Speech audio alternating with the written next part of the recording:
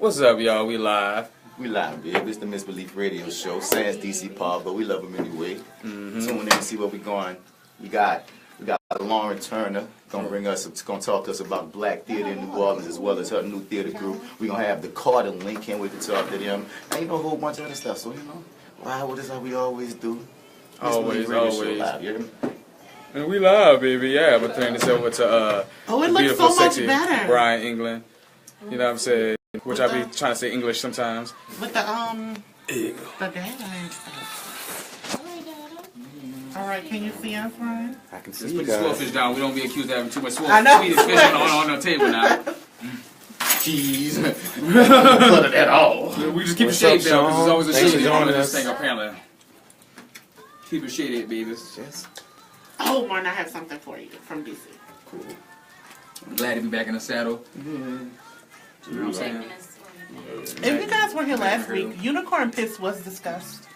You weren't here last week. And, Oh yeah, you missed that. The unicorn. as I was Oh laying shit. in my bed, Keep it shady, baby. I was like, well, what would unicorn piss smell like? And I was like, maybe Fruity Pebbles? Unicorn piss, baby. Fruity Pebbles, okay. Florally. Like Fruity Pebbles, maybe? Or like the grassy field from The Color Purple? I don't know. What do you guys think? What do you guys think unicorn piss smells like? I think it smells like lavender. I think so too. A lot of lavender. Okay. Can't walk past the color purple. Right. That's what I was thinking, you know? So, 1 minute, y'all. We got 1 minute before we hit them hard lyrics. Right. I said, what's happening? Happening is you ain't got no pot to piss in or a window to throw it through. That's what's going on. That's what's going on. Lord Jesus, I tell you. Is it now? Lord, DC got fired. In character. I ain't lying. I ain't lying. It's not you lying, actually. What he said, I ain't lying. You sound like a boy.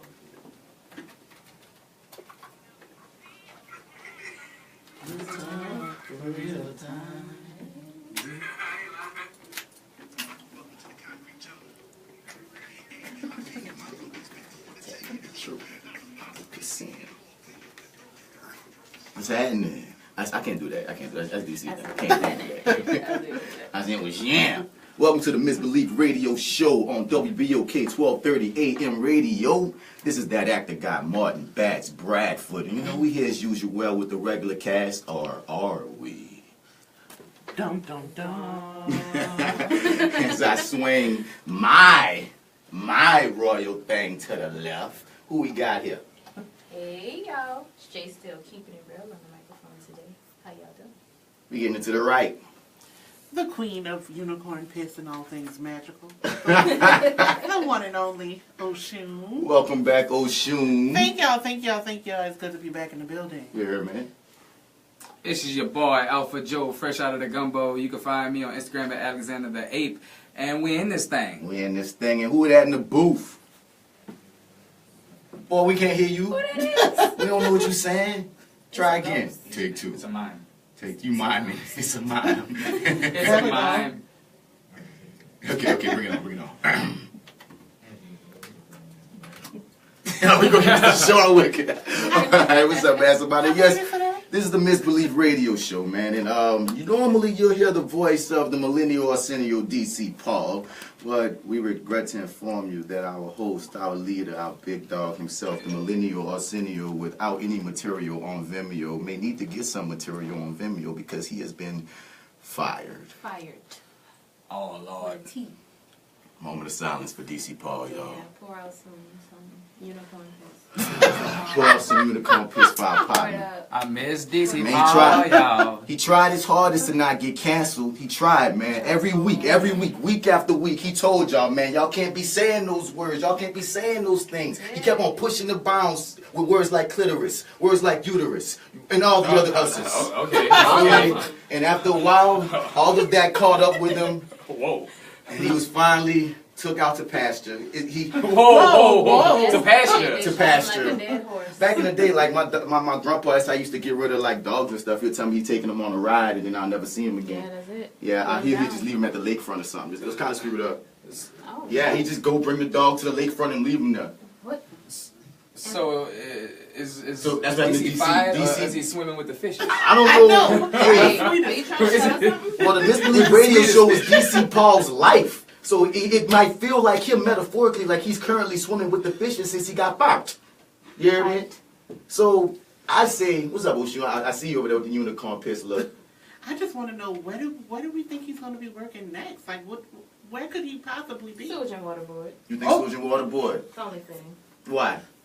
I don't know. It just seems fitting. I mean, they seem like they just accept anybody. Anybody can work for sewage and water board. And he seemed like he let us down as well, huh? Yeah.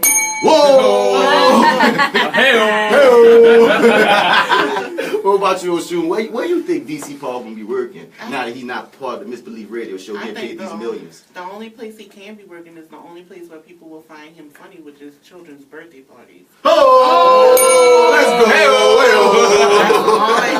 The clown is in town, baby. Oh man, well, he was the clown recently, wasn't he? Pennywood Pennywood. was working, and I think that's what he might be reprising his role and doing that full time now, y'all. I think he'd be a great mime. Oh, Lord. You know what I mean? I think DC would be an awesome mime. We should just put him out like in front of City Hall, you feel me, and just let him go at it. Hey, Mastermind. The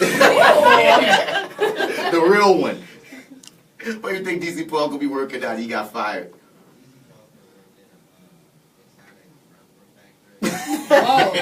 No, huh? Hey, he gonna fit in with all those little like underage kids and stuff. 'Cause you know he don't have no facial hair like me, but he's skinnier. Making rap hymns only. Romp him. Exotic. What makes a rap hymn exotic? It's made from kangaroo skin. Might be the romp. It's the romp. The romp. Alpha Joe, what you saying, man? From what I heard, DC got the same job as Tommy from Martin got. So you can find him at that job, wherever that's at. And apparently Tommy from Laren as well, because you know she ain't got no job neither. Well, she heard she got some job, you know what I'm saying? She over there manipulating black men. Hey-oh! Bang, bang, bang, bang. So yeah, you know, if you have any clue where, well, I'm gonna just put it out here. Call us at 504-260-9265. If you have a good idea that we can give to our partner DC as a, you know, a future place of work, because you know, starving comedians got to eat as well, right? Yeah. If you ever seen that boy, he look like he real hungry. So y'all better feed him. Put a couple of dollars will help feed this comedian. So if you see him, give him something, y'all. Boy, so hungry he drawing food. So as we get into our itinerary of the show as usual, okay, we gonna come after our break. We get into our interview segments. We got Miss Lauren Turner of Southern Rep as well as No Dream Deferred, and we gonna get into what that black theater company that's coming is gonna be about. Because I'm very interested to hear about a black theater company in the city. So Lauren Turner gonna come through and drop us with some knowledge on that. Then we gonna go to break and we gonna come back with an interview with the Carter Link. That's a beautiful family that's doing a lot of positive things and inspiring a lot of people in the city. So after we deal with the Carter Link, we're going to have a live performance, and hopefully, the live performance going to come after Miss Turner and Dream Deferred, because they're going to drop us with a scene. So yeah, that's where the live performance coming for the Facebook Live. So hit up DC Paul. That's so messed up. We're still using DC Paul Facebook Live, and he ain't even working here no more. Listen, you were gone, but the tools are still here. So we must further on. The show must go on. I mean, he should never left the iPad with his stuff logged in still. So if you're going to leave your stuff logged in on the iPad, we're going to use it straight up. So after we have the Carter Link interview, we're going to go into our normal festivities of the what's going on out here. Keeping it real with Jay Steele. Hey. That neck with yours truly. Slap. And we're going to bring it down with the Sankofa session with our unicorn, the one herself. Dun, dun, dun, dun. Yeah, I mean, so without further ado, let's get into that break. How many songs? Who we got coming up, Mastermind? Oh, the great. Raheem Gillespie. So yeah, we're gonna be right back after the break. This is the Misbelief Radio Show. Don't get none on you. All right. Shout out to India Mac. She's watching. India! India. Up in Utah, keeping it black as she can. Keeping it as black as she It's can. super black. So I think this conversation should have like some kind of cool ass music before it. I was just talking. Also, shout out to Shep. Ask you what sound effect or something, because we don't got And time everyone for else music. watching. Let me Yeah. That's too long, but if you have a sound effect that you would want before, like when you say Sankofa session, like, dude, Shaka Zulu or something. I'm thinking. Because I'm gonna have a little slap. When they say we're gonna do that neck on that slap, and then we're gonna have Also that neck, taking we're gonna ideas, have that guys, neck, and we're gonna have for one where Stale, but I think we have to DC have a should be real, working like, next, because he ain't gonna be real- working I was here. thinking that For, somebody for yelling what? For like action. Jay the Bird. she Hey, not doing Trish. movie stuff. Oh, So that's the I thought that was the whole She gist. said somebody. She's doing things besides movie stuff. Okay, Random all stuff. right. So random stuff too. I mean, no, Sankofa is whatever sound works Right. with I Sankofa. know. I don't know Whatever what the you hell. think. What the hell? Or history. Birds? Hey y'all, call in. We had a Birdman. Oh, You can my see God, that. You sure? Epic. 504 Birdman. What happened to that? That would be epic. What happened to that 260 bar? 9265. We're looking back at that. All right, let's go and show them that. I can't see. 504 Is that the wrong? We got a whole new number now? No, we had a new 9265. number, but then they gave us our old number back because it's working. Why did they first they give us an app and they took it back? What is this? Just like that episode of Cosby. Yep, give it a shoulder and take it right back. You have a fan, Joseph. You want to say hi to your fan? Who's my fan? My mama? Well, no, I know you done upgraded. Shep. Shep. Oh, what up, Shep? Hey, what up, baby? Butch Lives Matter. They sure do. So, They sure do. one And song I or need to should we find do your two? barber. Because you can't be walking around with that cold ass fade like that. Fuck that. Like you beat me a one-on-one in football, and I can't fuck with that. No, that too cool of a fade. Hey, Shep. Shep is funny as hell. Shep look like she take Okay. a woman and treat her real good. Don't talk. Listen, Shep just added me on Facebook. Shout out to Shep. Shout out to And when I Shep. tell you I've been laughing ever since. Hey, oh my You God. gotta try it out here. Oh my Won't God. catch that. This man brought Popeyes in here. You always allowed to eat in here. I want to fight. Really? Oh, you just gonna walk out here with the... You know I just still feel about Y'all know how I Popeyes. feel about Popeyes. You better go ahead. Go get you some of that Right. soda. Go get some. This is what Popeyes will do to a person. I love Popeyes. I have a problem. Like a crack fiend. I can say that on the live. I'm like a crack fiend for Popeyes. Ooh. Give me Popeyes. What's your order at Popeyes? 5-piece spicy tender with red beans and rice. Is that a baby? Oh, I think so. The Is that a baby? here. Baby. I'm sorry. And There's a lot going on in here, they y'all. got a lot going on. Popeyes and babies, and it's just magical. That might be our episode title, Popeyes and Babies. Popeyes and babies. I like that. But yeah, with some red beans and some dirty rice and jalapeno pepper and a Do you biscuit. want to Oh, you don't play? I don't play. Oh, no. Oh, all right. Yeah. Everybody go. I think I want to start with the card. At first, we're supposed to do the card. Okay, so we I want to feel start like with we the should card. start with Yeah. the first. Yes. Oh, gotcha, Yes, gotcha. yes. Yeah.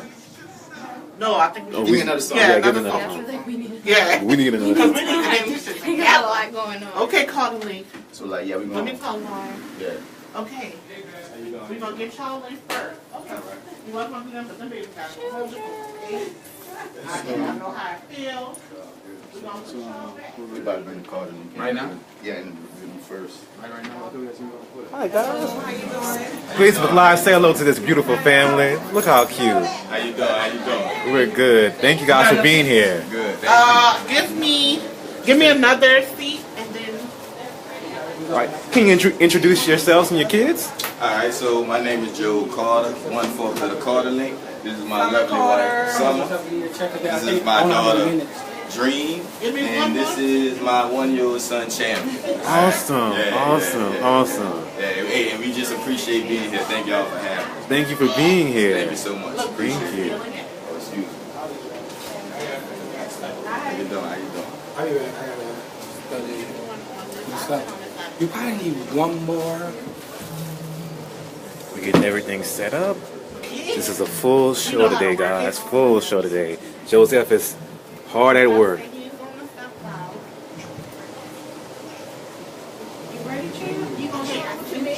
This might be our youngest guest. Look at this. History in the making. This is also black excellence. Not many people do their first interview at 1 year old. That's what's up. Yeah, thank y'all. No problem. Shout out to our new Facebook Live guest, Miss Sarah, Mr. Matthew. Cardinally. Guys can come on in. Need another chair? I got How you doing? Hello. Joe. Nice to meet you. Mr. Joe. Hey. Nice to meet you, ladies. Hi. How are you? Doing good. Come on, Dream, say hello. You want to shake our hand? Hello. Do we need another thing? Or will two be okay? That's fine. Okay. We're going to make it work. All right. Nice to meet you. I'm glad y'all squeezed us in. Cause y'all. Can I have Y'all That's funny. Nah. We glad y'all having us, man. Definitely. No, they said they'll make the two work. Joe, sit right on that side, please. Okay. So Mark, And sit on Dream, this look, Oh, yeah, no mommy, problem, you can sit no by problem. mommy. I mean, or you can sit on daddy. Which one you want to do? You want to sit on mommy and let Champ sit on daddy?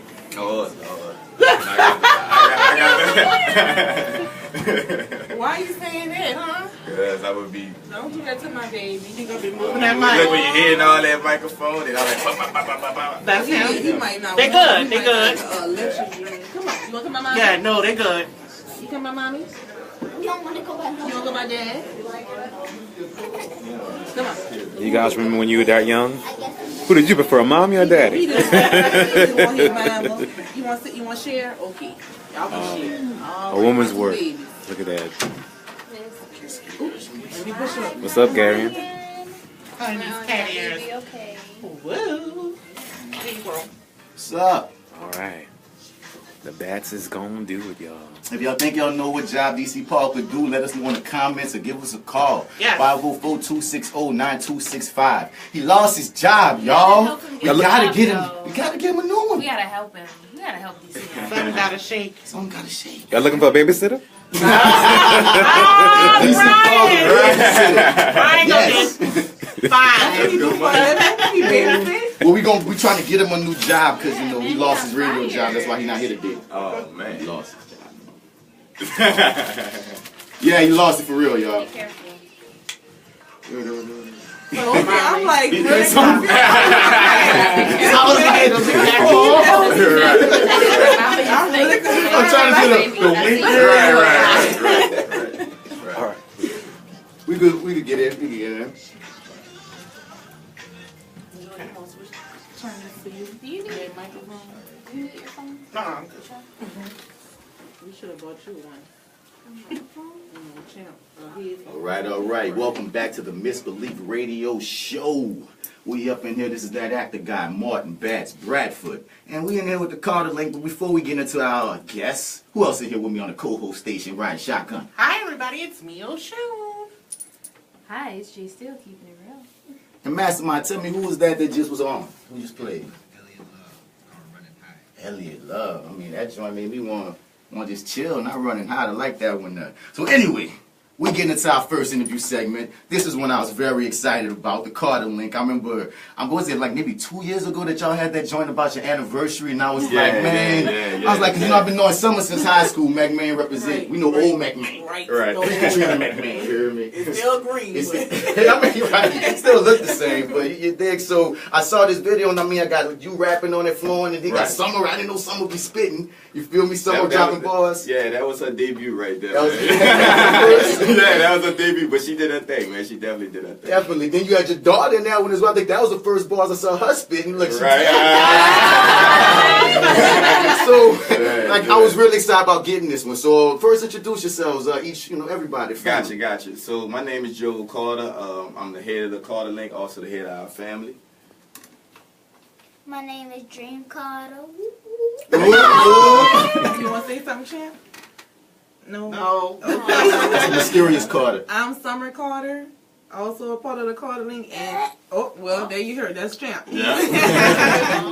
And this is an inspiring family to me. Like I was just talking about, I think that video went viral as well, right? Yeah. So that video went viral, but actually when that video went viral, we were still kind of new to it, and so it actually went viral on somebody else's platform. Word. And so, all in all, our main thing is, they're inspiring. So we just, no matter if we retain the people or not. But for this particular video, we actually tagged it the proper way, and we actually shared it from our platform. You mean the Rake It Up joint? Yeah, the Rake It Up joint. We're going to come back to the Rake It Up joint. Gotcha. And for people that's listening, I might have jumped the gun. This anniversary video I'm talking about, Joel and Summer, they made a music video. What beat that was on? Man, so it was a Childish Gambino beat, that he used for a song called Bonfire. Right. And so as we was looking, to kind of to come up with, what the best concept was, I said, you know what, I'm just kind of feeling this beat. You always had the lovey-dovey song for an anniversary, Right. but we wanted to do it as a family, as a collective, because we know that's what makes us special. And they made a family anniversary song. The husband had balls for his wife. The wife had balls for her husband. Man, the kid like, Mommy, Daddy, y'all got to stay together. Yeah. The little baby was Right, dancing right, and stuff. And I was like, oh, I want to be married. I want kids. Yeah, that's what it it's turned about. bass out. You're Yeah. like, oh, Family Man coming soon. My That's mom what it's going to about. love that if she watching. That's what it's about. Yes, man. indeed. So That's what it's first, the normal way that we start the show, we always ask our guests, do you know what a misbelief is? I do. I Yes. know I had a what tree in it my is. yard, so Oh, some of you got a tree. I had before Katrina. Okay. My home. Because we about to put I your had- tree on the I know. map. Right. In the east, I had a misbelief tree. Yes. So all the what's- neighbors. What about Dream? Dream, do you know what a misbelief is? No idea. Well, explain that what a misbelief is. Because I'm going to ask you what's your misbelief story. Well, I'm going to go ahead and let her do it since she the one with the tree. Go I'm the ahead. one You the one with the tree. Well, we already know that that's not the. I don't think that's the real name for it. I think that's just what New Orleanians call it. Japonica, It's supposed to be some kind of Japanese plum. There's a few names for loquat. So, Quiet. right. Loquat, so yeah. We had one in our yard, so that's all the kids, the neighborhood kids, used to come to our house to collect the misbelief, and we used to pick them every season. So I am very familiar with it, and I ate a lot of them coming up. Yes, indeed. They get small little yellow fruit. Yeah. And they it tastes good. They good. And people usually steal them from other people's houses because most of us don't have we don't usually have trees. She like, Yeah, some your mom had the tree, so she was a lucky one. She was privileged. Right. So We had the thieves too now. and I believe Came in it. the yard Yeah. collecting. Got some? No, I don't. Dream like running. Yeah. Joel, you got a misbelief story. From my childhood. Yeah. So I used to also attend elementary school in the East, and so as we used to walk home, we had a tree, and it was just always like on a hot day. I didn't know what they were at first, and my friends was eating them. I was like, bro, I don't think you should be eating off this tree like this. But they just like, man, try it. And one day I was just real hungry, and I tried it, man. So ever since then, I just been on it, man. Got a hook, man. It's like the New Orleans culture. Yeah, You feel man. me? Yeah, Yes, indeed. yeah. Well, I want y'all to give me the Carter link in 3 words. Man, that's a good one. Inspirational, family, and love. Yep. That's what it's about. I like that. That's what it's about. That's what it's about. That's what it's about. That's what Definitely. it's about. So, I mean, not to get up all in y'all business, but how y'all met? How did the Carter link? I know y'all heard that joke Right. once. Yeah. How did the Carter link? Right. How did we link? You should let me tell that story. Yeah, Oh, go ahead, come knock on, it son, out. she can't Run that thing. Go ahead. Okay, so in high school, actually, I had a summer job. My mom had told me she was not spending like all this money on my prom, and I wanted a fire prom dress. So I was like, well, if my prom dress gotta be fire, I gotta get a job. I gotta pay for this prom dress. I'm supposed to be wearing. Yeah. So we started working at Six Flags, and he wound up being on my team at Six Flags. And one Oh, you mean day- Jazz Flags? You know, the one of these Right, that's it. Jazz. That's what I used to Jazz call it. name, but it turned Six Flags. Jazz Flags. Right. you know? So one day, how we actually started like talking is my mom. She was dating this dude that lived in Slidell, and she forgot to come get me from work. So I ain't have no ride home, and he wound up saving me and taking me home because I have no ride. And from that point on, we've been inseparable. Man, the real black Oh, Superman. how many years ago For was real. that? How That many was like 13 years ago. Yeah, And yeah, we've been together ever since. So yeah, Lord, it's been a minute. we need to put you on that Black Love documentary. Right. Lord, that's For amazing. real. So how did it become like what brought it to the business aspect of it? Actually, that's I don't know if you recall in high school, but I used to do battle rapping playfully in high school. Yeah.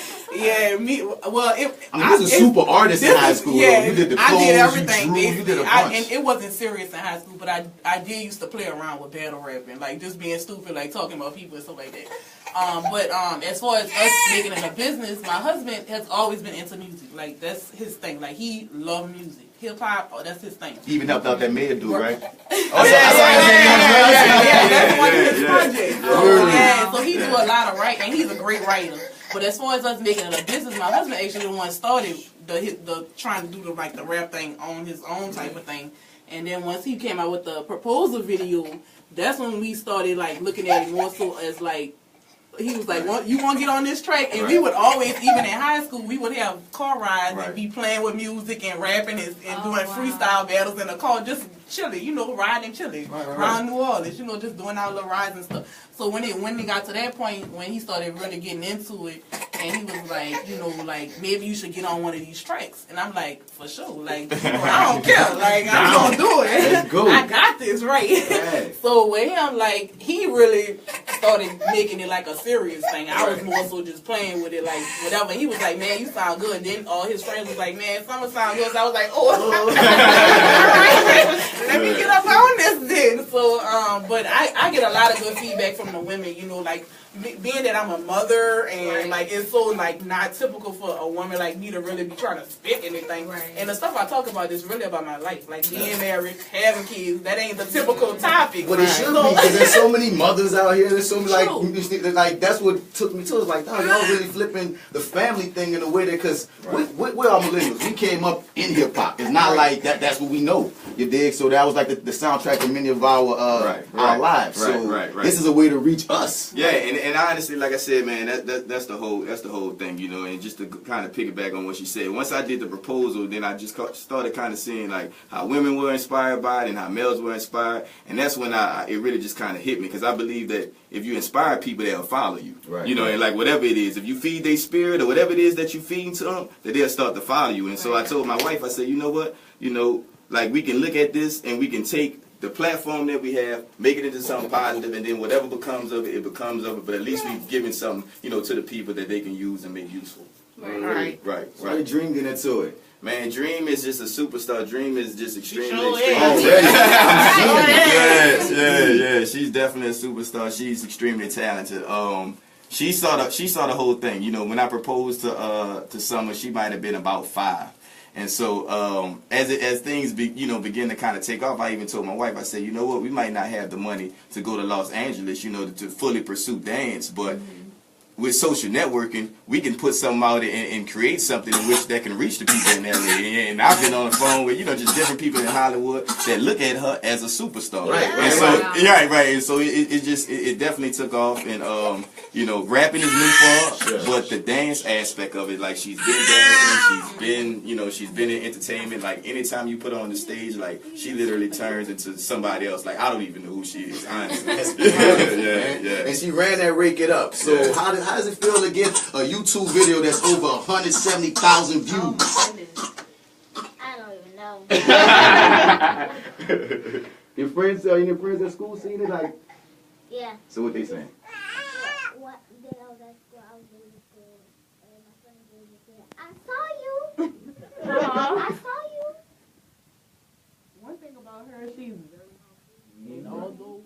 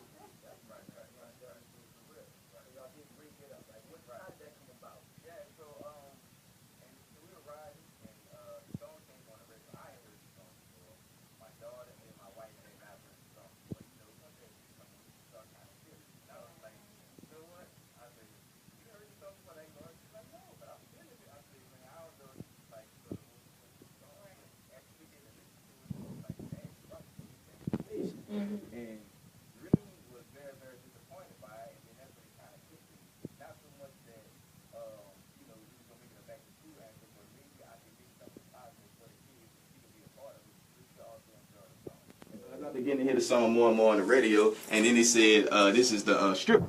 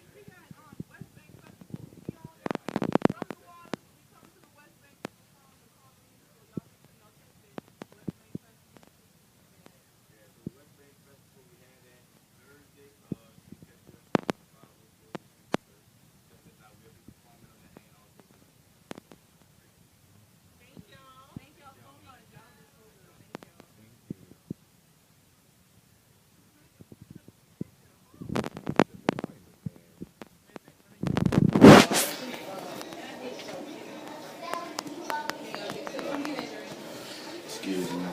Y'all have a good night. Good night. I'm gonna slide out, Martin. So they can have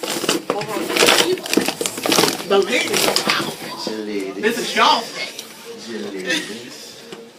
How many chairs we need? Hey, y'all. This is Facebook Live. Facebook Live, what's up? Be my old stomping rhyme with bad, with a little reverse action. She usually interviewing me, you feel me? So it's like, Oh, okay. What are you Hit me interviewing? with the good questions. You have a radio show? I used to have a radio show here.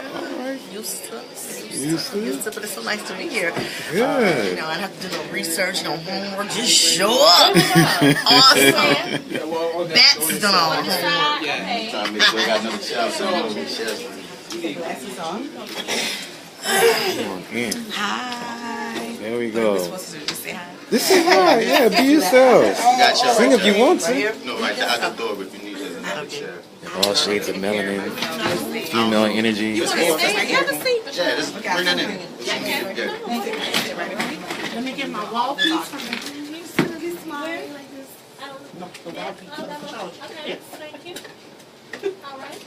I know the connection from the TV. I was like, this is the radio terminology. So should I sit right here? Sure.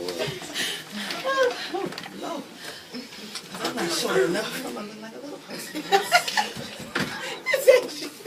Is that your too? You're all right, girl. And you cast a little person. Yeah, you know, it's about really meeting the community where they are. Right. Awesome. Do any of you ladies have suggestions for DC Paul and his new employment? I would say find what you're good at and try that. Just give him a tip.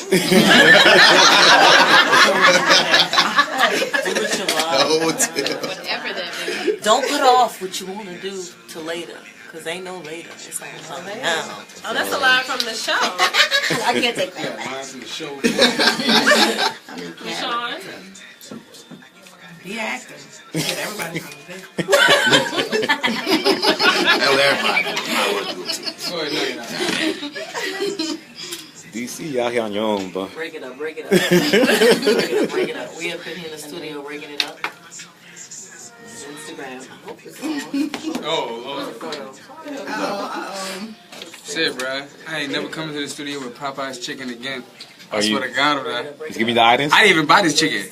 But when I brought it here, I had to leave one studio, go to the other studio, and I thought I was safe, and I wasn't. And so I went to the other studio from there. And now I just put the chicken away. I was like, you know what? I'm not going to eat it. I'm just going to wait. Because I don't want to hurt nobody's feelings. I feel like somebody hurt my feelings when I had Popeye's chicken and they just ate it from my face. Because it's Popeye's. I mean, you could have had the biscuits. I like the biscuits, but I mean, which is all kind of dry. $5 box don't come with a cold drink sometimes. I think that's how they get you. They say it's too dry as biscuits. And they know you got to get a drink afterwards. Mm-hmm. So, it ain't really $5 now, is it? Is it? Stay woke. out here playing games. What? Mind games. Ooh, I like that. Mind games. Oh, I'm saying. Look out for the new show coming soon. It's in the works coming soon. We black at it again. You heard it here first.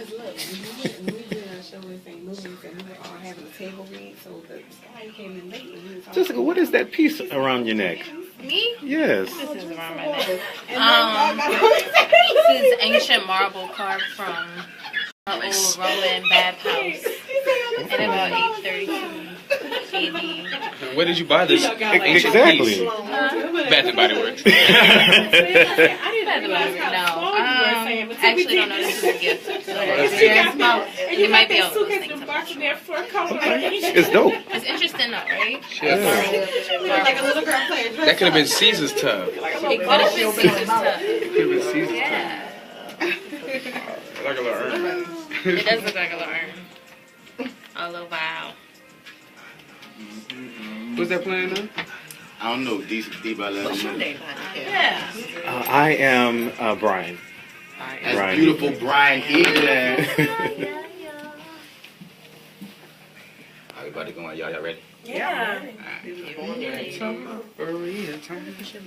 Yeah, welcome back to the Misbelief Radio Show. This is that actor guy, Martin Batts Bradford, and I'm in here with my people, the normal cast as usual. Without DC Paul, of course, because he fired. We don't like him no more. But to my left, who is here with me? What's up, y'all? It's Jay Still keeping it real. Jay Still. Whoa, nah, it's your boy Upper Joe, fresh out of the gumbo. Oh, now who that in the back in the booth? You dig? Oh, nah. Bad boy, this is bad boy, that's bad boy, beat you down with a baseball bat. Is that throwback?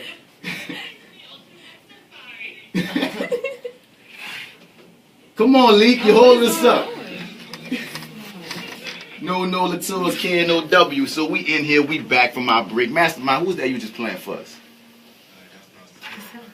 Still by Ricky Rome. Shouts out to Ricky Rome. And you know, we in here with the Dream Deferred crew. That's waving. What's up? I don't know who y'all waving to. Who y'all waving to? What y'all doing? For a moment, we were in a parade. I'm sorry. Okay. I was lost. It was waving. I'm like, I want down. My Mastermind popular. So we're here in the building with a bunch of beautiful women. So Lauren Turner, let us know who y'all are. What's going on? Sure. So we are. Well, I'm Lauren Turner. Who else? And this is Lakesha Glover. This is Samantha. Go ahead, you can do it. Come on, you get our last name. We all messed up. That is how they say it in France. I win. I'll take it. Beaulieu. So it's not Beaulieu? Beaulieu. It's not Beaulieu. It's in New Orleans way. And Richon May, and this is a mixture. So this is 2 people from the cast of String and 50% of our cast from Mojo, a Black Love Story. And we're here representing No Dream Deferred. No Dream Deferred. So before we get into all the nitty gritty about No Dream Deferred, I have to ask you the question we ask all our guests when they come through. Do you know what a misbelief is? Yes. We have 1 yes. Yes. We have 2 yeses. I do now. Yes. I do now. That's not a yes. That's a shaky yes. It's a yes. I know. The bare alleged yes. And Lauren just backed up. Absolutely. Okay. Yeah. All right. Do you have any misbelief stories? As far as through childhood, as far as coming up and dealing with obtaining the fruit. I ate one this morning for breakfast. Wait, are they in season? What? Right. They're them little Like orange where? things, right? Yeah. Oh, no, they're not in season. She got an orange. She had an orange. She had a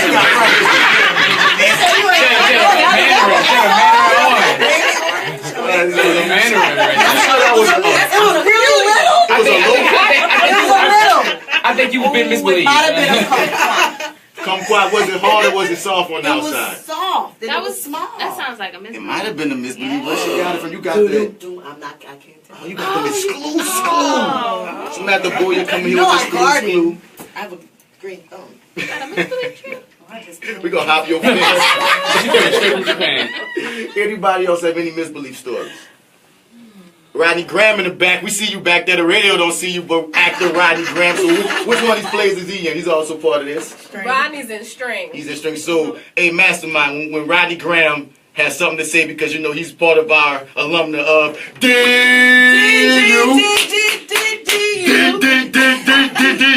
It always has to happen. I'm sorry. You hear me? You got to throw him the mic. We take over New Orleans. We take over New Orleans. Dillon University graduates.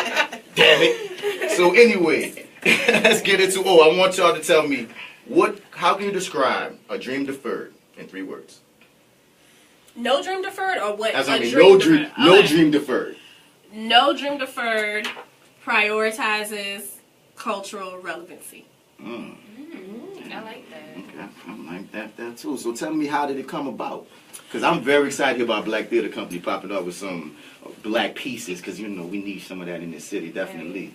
Yeah, I mean, so basically I really wanted to produce these shows, and it's kind of grown organically from just gathering different minds. I had a few of my friends, Kia Moffitt, India McDougal, and we all just sat around and threw around some ideas about not only what this production could be, but what other productions could be in the future. And so we kind of just gathered around that idea, and the vision is basically that No Dream Deferred grows into like a collective of artists that determine like what projects they're into, and then that becomes the season. Word. Word. And, you know, I think that there's a lot of disenfranchisement of people, artists of color, theater makers of color in the city. And it stems from having to wait for people to let us in spaces, right? So, like, it's Black History Month, come on in, Black folk, or, you know, we're doing this show, now y'all can come in, and then just as soon as we're ushered in, we're ushered out. Right. And I feel like No Dream Deferred can be an engine to support us creating when we want to, how we want to, as often as we want to. And the shows you want to. And the shows we want to, yeah. So it's moving our story center stage is what we like to say. Amazing, amazing. So what drew you to Mojo and String? Tell me about those. What? Well, I mean, Mojo and String, first of all, the playwright. So Alice Childress is a master at the craft of playwriting. She's deceased. She was the first Black woman playwright to be produced professionally. She was the first Black woman playwright to win an Obbie Award, which, for those of you who aren't into theater, is like a big deal in theater. And she would have been the first Black woman playwright produced on Broadway, except she wrote a play about interracial relationships, and at the end of the play, there wasn't a happy ending. And the producers wanted there to be a kumbaya moment between white people and Black people, and she wouldn't change the play. So, as this theater history tells us, you know, Lorraine Hansberry went on to be the first Black woman for Raisin in the Sun, produced on Broadway. But, yeah, so this is a woman whose works weren't produced that often, but had all this critical acclaim. And because she wasn't produced that much and she was marginalized as a Black woman, so it was set aside from, like, mainstream theater. So there was on Raisin, it was happy with seeing the pro-Black family. They gave that the award, but then the racial thing. And you know, and no shade to Raisin. No, Raisin was but phenomenal. it's just funny how the one that was set aside and why is all thing I'm saying. But continue. Yeah. So I mean, she was extremely marginalized. She's one of the most underproduced playwrights, and yet when you read the work, you realize what a genius she was, and she should really be talked about like how we talk about playwrights like August Wilson, but no one knows who she is. Right. So so I'm kind of into that. I think I have like a thing for Alice Childress's work because I can identify with the feeling of being marginalized and feeling like you are invisible to a larger mainstream idea of what your art form is. Right. So yeah. Oh well, so Mojo, String. Which one are you in, Miss Lakesha? I am in String. String. Tell me about String and your character in String. I'm Miss Beverly. I'm from the Caribbean, so yeah. I know. This was a role that's challenging, making me come out as an actor out of my comfort zone. I mean, accents will do that. Yeah. So I'm just part of this neighborhood association, and I'm Miss Beverly. That's who I am. And what is String about? A piece of string. Oh, she just took the deepest of Miss Beaulieu, can you help? No? Yes? I'm in Mojo. She's in Mojo. So, like, String is about a lot of different things, but, you know, String, Alice Childress adapted it from a German play called String. String is about how class and respectability politics play out within the African American community. And it all takes place at this neighborhood association picnic. Everyone comes in thinking that they're better than this one character named Joe. You don't know really what Joe's deal is. You don't know if he has a home, if he doesn't, if he has money, or if he doesn't. You know that he's odd. He has some things about him. And it's just about how everyone treats him once he's accused of stealing money. So, and there's a bunch of Black people. Yeah. Yeah. Okay. I see this. So tell me about that every day, right? Walking in thinking who's better. I'm better than you. I'm you. Okay. I see. So tell me about Mojo now. You in Mojo? I'm not. I'm in String. Well, so who are you in String? I'm Miss Rogers. I'm the Queen of Shade. The Queen of Shade. Yeah, I throws it all the time. Yeah. So you got a degree in that? Professional now? Professional. That's right. You're at the association throwing shit. So let's get into Mojo.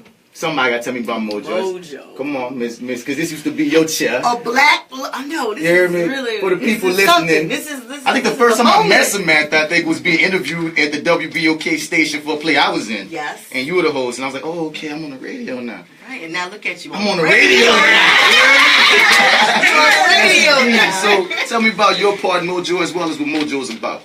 Mojo, it's a black love story. And I play a character named Irene. It's a two-character play, Irene and Teddy. Who's Teddy? Teddy is Derek Deal. Oh, Derek Deal. Derek Deal, Right. wonderful actor. He's Teddy, and this is their love story. And it's beautiful. It ain't pretty, but it is beautiful. It's black. It's volatile. It's it's tender. It's sweet. It's love. I mean, it's just love, and they happen to be black, and I think it's set in a time 1969 is when it's set. But ironically, a lot of the issues and the things that they're talking about, it's still very relevant today. That's I don't know if that's scary or what. Yeah. So what's something that you could? I mean, everything stay the same. It's the own the more things change, the more things stay the same. That's it. So continue. Go ahead. This has been, it's a one-act play, and I have to say, though, it's probably been the most challenging play. I mean, Alice Childress, like Lauren said, she's a beast as a playwright. I mean, the words and the vernacular that she uses, it has been hard. But it's been quite an experience bringing these characters to life and understanding this woman, Irene, dealing with all of her stuff, her baggage, and she's got some baggage. Right. I mean, the best characters always do. Oh, I always say the best characters are the flawed characters. Yes. Especially if she dated a man named Teddy. Oh, let me tell you that. Good looking 2-time. Oh, tell us about Teddy a little bit, since Teddy not here. Oh, he's a good looking 2-time black, sweet, loving man. That sound like Derek Deal. Y'all cast good. So what you about to say? Well, I just want to tell about the one act. That's one thing I also come across, that you do a whole 2-act play, and you actually, it seems like you got more time because you get to develop, because you got other people have to develop. Yes. But when you're on that one act, it's all on you, and especially you and your partner. And that is the time frame. It's like you got to beat it all the way through. It's almost like you cut in half on your time, and you got to make it fast, almost on Broadway schedule. Absolutely. So I mean, I definitely get it when you say that on one act it was much tougher or harder, because you got to crunch it a little bit more in a quicker time. So, I had the opportunity. I did Raisin in the Sun also back in the day with Anthony Bean. Who paved the way for a lot of people. Who paved the way for a lot of people. And I was just telling my mom and my dad this. I was like, but this play, I don't know. It just feels like it's so much. It's hard. It's more challenging than Raisin. That was a full-length play.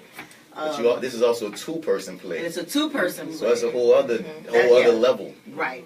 So there's you're on the stage the whole time, and that other person. You and that other person. And that's a trust. That's so much. Oh, it's a lot. Yeah, it's a lot. Trust and but it's great. We have a great director.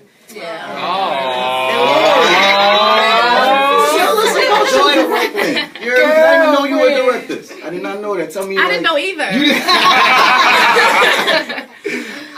No, it's easy when you're working with great actors. I mean, they bring things to you, and they constantly inspire you with the choices they make, and so it's kind of fun, and that's the beauty of it. And one of the things that I'm realizing is, like, as we continue to form No Dream Deferred and like legitimize what it is, like, I want to do this all the time, like just working with like actors of color. I mean, it's fun. Like, in that room, it's like nonstop. It's like, this can't be life. Like, this is work. Right. Like, I can only imagine if this was literally what I do all the time, every day. It's the dream. It's the dream. I just finished telling Sam that. It's the dream. And it's kind of funny. I hate to say this, but working with our own is always a bit more comfortable.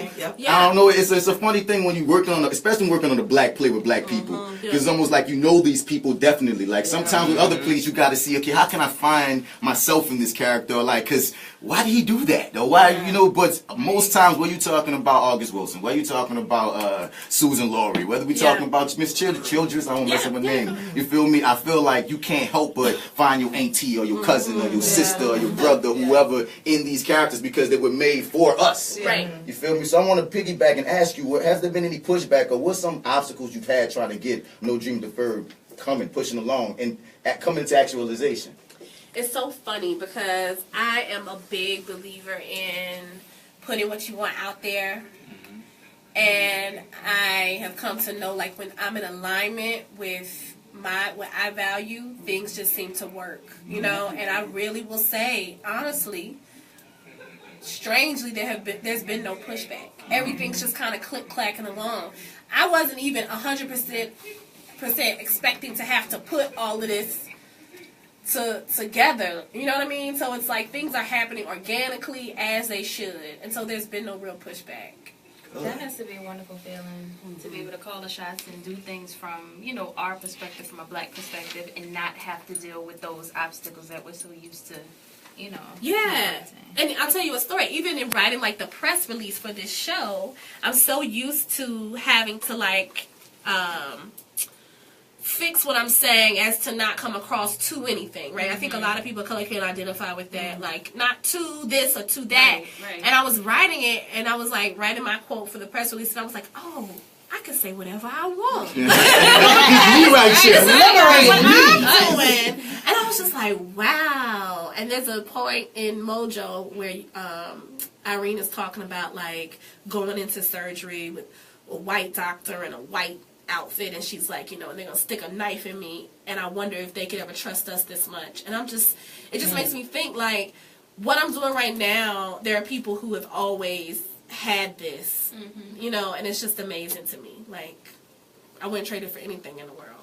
It's just amazing to me seeing black women getting this done. You feel me? It's like, I feel like this is black girl magic in front of me. You feel me? And I feel like I've seen all of you do your thing in many different faculties and ways and such. So it's just, I feel like something's bubbling and about to pop off this. It's about to be on.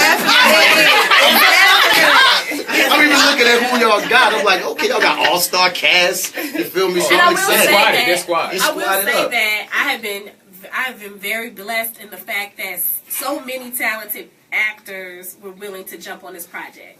So, like, that was huge, because everybody that you see right here, and even the people you don't see, are super busy with other jobs. And I mean, like, you know, Samantha's got all kinds of stuff going on in the film world, and, you know, she's been able to rearrange her whole entire schedule, and, like, everyone's doing that. So I'm just kind of like, really? Y'all really want to do it? Okay, great. But yeah, so I'm really grateful for that. So you have a dream project. Do you have a dream project that you just, any of you, this goes to all four, a dream, and you back there, Rodney Graham. Can we get Rodney? I mean, Rodney Graham, what's up? Rodney Graham. He came all the way out. Do y'all have a dream project? He can talk on that mic right there with Mastermind without even walking if he wants to. But what's a dream project, theater-wise, that... Theater-wise. Well, after this, I wasn't going to do another play. But that was in the beginning. She said I said that in the beginning. I'm not going to box the question. Give me a dream project, period. I take that back. I retract on that. Okay. It's okay. Any dream project. I don't want to box y'all in. My dream project is a project that is written and directed by me. I would also like to try my hand behind the camera, behind the curtain. I enjoy that as well. She said, I don't have to be a star. I don't have to be a star. I mean, I'm already up. No, I have a taping business. I tape actors, tape my audition Nola. So if you ever need a professional audition tape, hit me up. And I discovered that, my love for being behind this camera in that. And I feel like I really do think that true storytelling, especially in film, it really is in the editing. Yes, it is. It is in the editing, and I really enjoy it. Film is director. When you layer music and transitions and cuts, where you cut, I mean, it really can, it shapes the story. You know, even more so than what the actors do in front. I mean, just where you decide to cut an audition, or it can, you know, because what actors do, I like to let it breathe at the end and see. But, you know, depending on what's on the script, you know, you edit to that, and I don't know, it's just magic in that, and I really love that. So I'd have to say that that's probably a dream project of mine to, I've got some stuff up my sleeve. I'm working on something. I'm writing. I might cash you, Mark. Oh, I'm ready. I know you're ready. And it makes you a better artist. Yeah. For real. Keisha, dream project. Oops. Don't break out. I want it all. Unlike Samantha, I'm producing a co-creator and producing a web series in which I am the star. I said, hey, I'm going to write myself in something. But it's about 6 girlfriends experiencing life, the ups and downs of 15-year friendship, and you'll see how it develop and the life they're living separately and together. So that's it. All right, hey girl. No, it's going to Miss Actor Lady right here. We want you. It's coming to me. Okay, well, right now I'm new on the scene, so right now I'm living the dream. You know, I'm back in the groove on the stage with my DU clique, and the reunion project would be awesome to have us back. We graduated in the class. We don't have to talk about that. We don't have to talk about it. We graduated. For the DU Theater Reunion Project. Yeah, on the stage. Yeah, that would be nice. That would be nice. That would be hot, actually. So, especially with so many amazing actors that came out of Especially. Rodney Graham, we see you back there thinking hard. Rodney Graham. What's the dream project you got?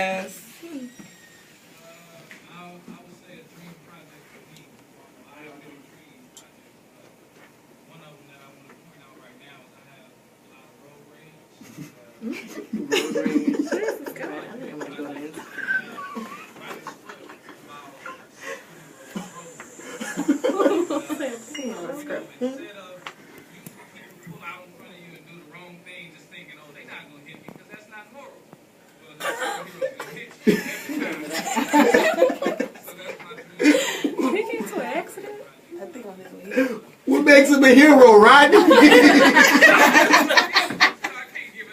Okay. We got our snippet. Keep some stuff too. It's like a motion picture is what it is. Literally, you better get some motion going or you're going to die. Lauren, last on you, what's the dream project? Whether with No Dream Deferred or anything else that you feel that you want to get into? I want to do an Afro Latinx production of Blood Wedding by Garcia Lorca with like Afro Caribbean music and like all kinds of things. So like someone to compose it and everything. Like you've been sitting on this vision a while. Yeah. She said, she pronounced it. Oh, shit, the most confident. She said, oh, you want to know about my dream? It's not deferred. It's not deferred. Not at all, baby. Yes, indeed. Well, we're going to wrap this up and plug y'all stuff. Where can we see this with the dream? No Dream Deferred. We want to do our favorite lines. Your favorite lines? No. Ain't that for the Facebook Live? Because I know we're having us a performance for the Facebook Live. Yeah, that's for that. Okay, I'm sorry. Yeah. Tune into the Facebook Live on the Fire DC Pulse page to catch, some exclusive from Mojo and String. But plug Mojo and String and where we can find that. Sure. So we're doing Mojo, A Black Love Story and String, 2 plays by Alice Childress. September 21st through the 24th, Thursday through Saturday at 8 p.m. and Sunday at 3 p.m. It's going to be at the Lower Depths Theater at Loyola University. There is free and accessible parking in the Horseshoe. Loyola University is located at 6363 St. Charles Avenue. Tickets are $25. Student and group rates are available. You can go to www.southernrep.com or call 504-522-6545. Thank you. Thank you. That was perfect. It's almost like you do this for a living.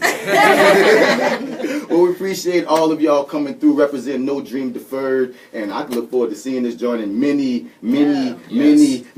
more. Thank y'all. Thank you for having us. Thank you so much. Thank you. And we wish DC was Yes, here, but good luck, unfortunately, DC. he was fired. Thank you, DC. So what's the job that you think he should be doing as y'all get up out of here? What's a good job for DC, Lauren?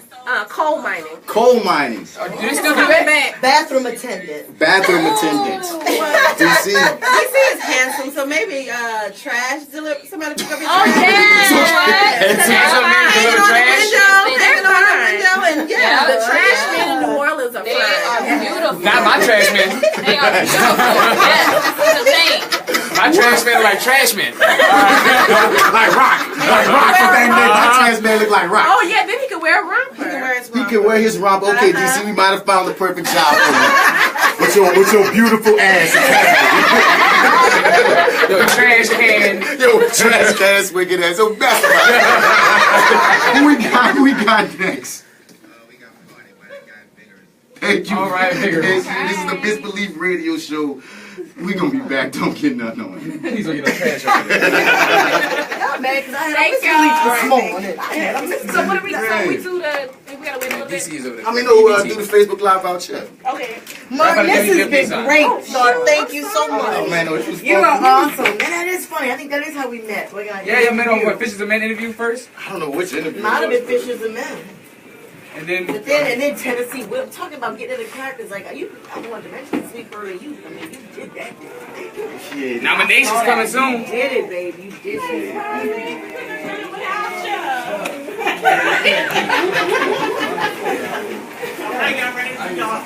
It's gonna be Sam doing her thing. She's doing a snippet of the show. All right, so Sam about to Snippet? That's your little part. Before Sam does a snippet of the show, y'all did say y'all want to say y'all favorite lines. Can somebody on my Instagram? Somebody do it. So, I don't want to do the face. Why? so actors, y'all have a favorite line? Everybody get my Facebook Live. Y'all favorite line? Before we set you this, I'm trying to see if y'all got any favorite. No, y'all good? All right. Samantha Beaulieu. I'm about to do a little bit from Mojo. It's a 2-character play, so obviously I'm going to do my part. Because Derek Deal, who plays Teddy, is not with us today. Yeah. But yeah, here we go. This is a black love story. So this is a little part from that. Okay. When we around each other, it's all fighting and poking fun and mocking ourselves. You know, I believe niggas think it's disgraceful to love one another, fighting like hell to cover up what's in the heart. Love is hard to be around when a woman is washing out her last raggedy pair of drawers and her man ain't got a quarter to put in her hand. When it's like that, it's embarrassing to love each other.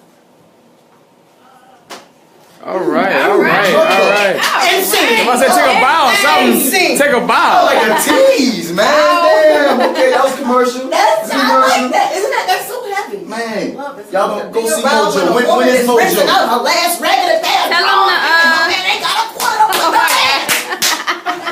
Deep. I love that line. As you can see, all drama is here. All energy, all real, you feel me? So go see Mojo. It's coming soon from No Dream Deferred. Thank you for doing that for us.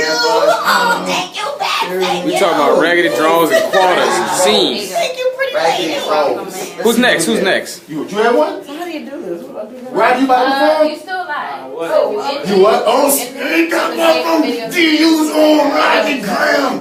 I got pretty lady right now. I do Rodney about to perform, yo. Quiet on the set. It's from String?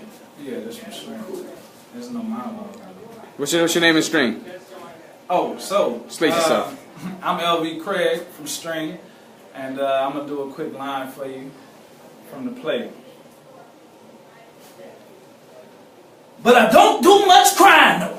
No crying, no marching, no praying. LV Craig is gonna get his if there's any getting to get.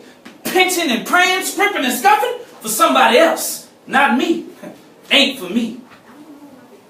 And sing. Boy. That boy can act. That boy can act. Appreciate y'all. Look, Mark, what's up, man? That's that Dillard education, right? Yeah. That's that Dillard education. Yeah. These two were talking about a white man. Shut up. All that soul came from a white man. Yeah, we good. Boy, an Italian, a real white man. What's up, Brian? I'm not doing the monologue. Brian, this is from Sounds of the Negro Soul. Well, I'll tell you. Oh shit! Goddamn, y'all said that was character, flavor. Back in the day, I could get a soda pop for a nickel. Oh, come on, huh? Downtown Charlie Brown. Bye. All right, what's up, y'all? What's going with the live thing right now?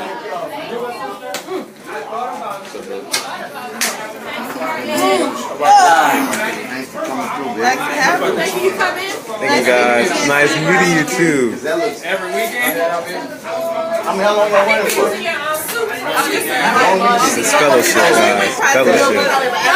Don't say nothing about the costumes. Some of the Sweet Bird costumes. Just know. I mean, I ain't see nothing. After one of the shows, they want an impromptu party session at my crib. Let's do it. Let's do it right here. Uh-oh. Bat saves the day. I mean, oh, this was easy, man. Both our guests were entertaining, fun. I mean, this is DC Paul, man. You know, we probably could get you a job. You know, what can we get him doing? He can take your job, Ryan. We could put you on air, and then, because I'm pretty sure WBOK will let him back just as a cameraman instead of being on air, saying all those crass and rude and unnecessary things that DC Paul says all the time. Fuck it. What's going on in here? Online. I need you to. Oh, should we be getting that to the booth? Yeah. She, Jay Still, Jay Still is not keeping it real. She's straight up hood. Uptown. I'm not hood. I'm not from Uptown. If y'all want to see something funny, follow Jay Still and watch her do her car karaoke. Hilarious. Follow her and watch her do car karaoke. Karaoke. Awesome.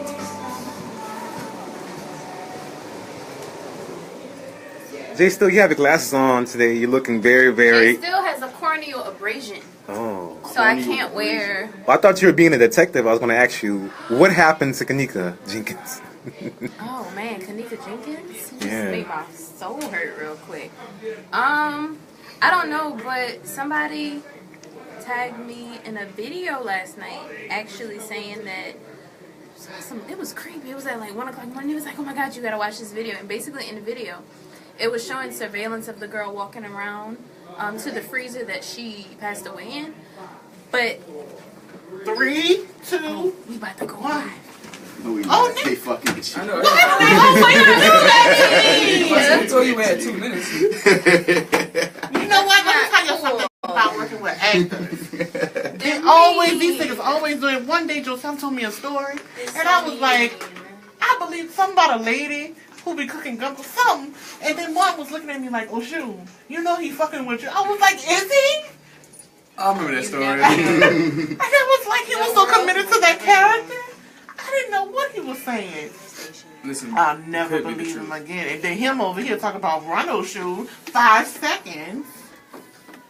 But see, if Oshun was paying attention, she should have known that we had 2 minutes left. Are we on live right now? Yes. I mean, because ain't you no time on the clock. You dig? Tune into us, man. WBOK 12:30. There you go. Call us at this number here, right here.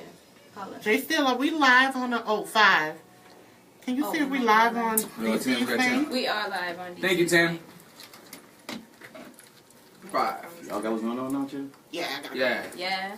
I couldn't find nothing I really liked. I got 2 of them things. I got 2 of them things. That's already 3. And we back to the Misbelief radio show. The voice you're hearing right now is that actor guy, Martin Batts, Bradford. Who else in this thing, man? Hi, everybody. It's me, Oshun. Hi. Unicorn Piss. Hashtag. Hashtag. Who else is in here? What's up, y'all? It's G Still keeping it real. Jay Still keeping it real.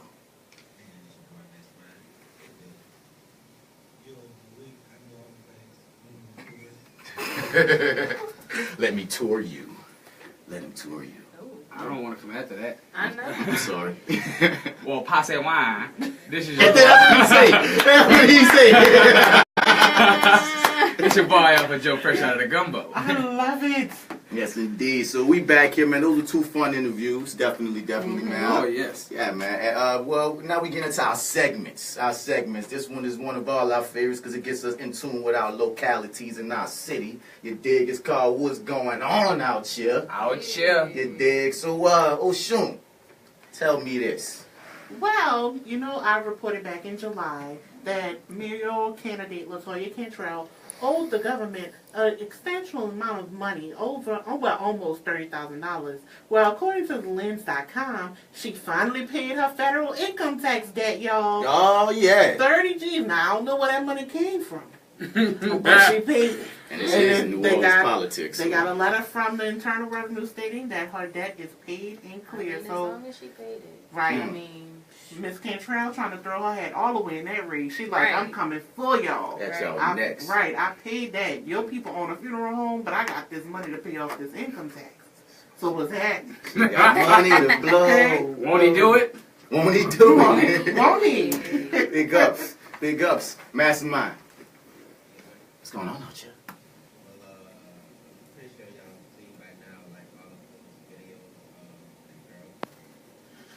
Kanika, yeah.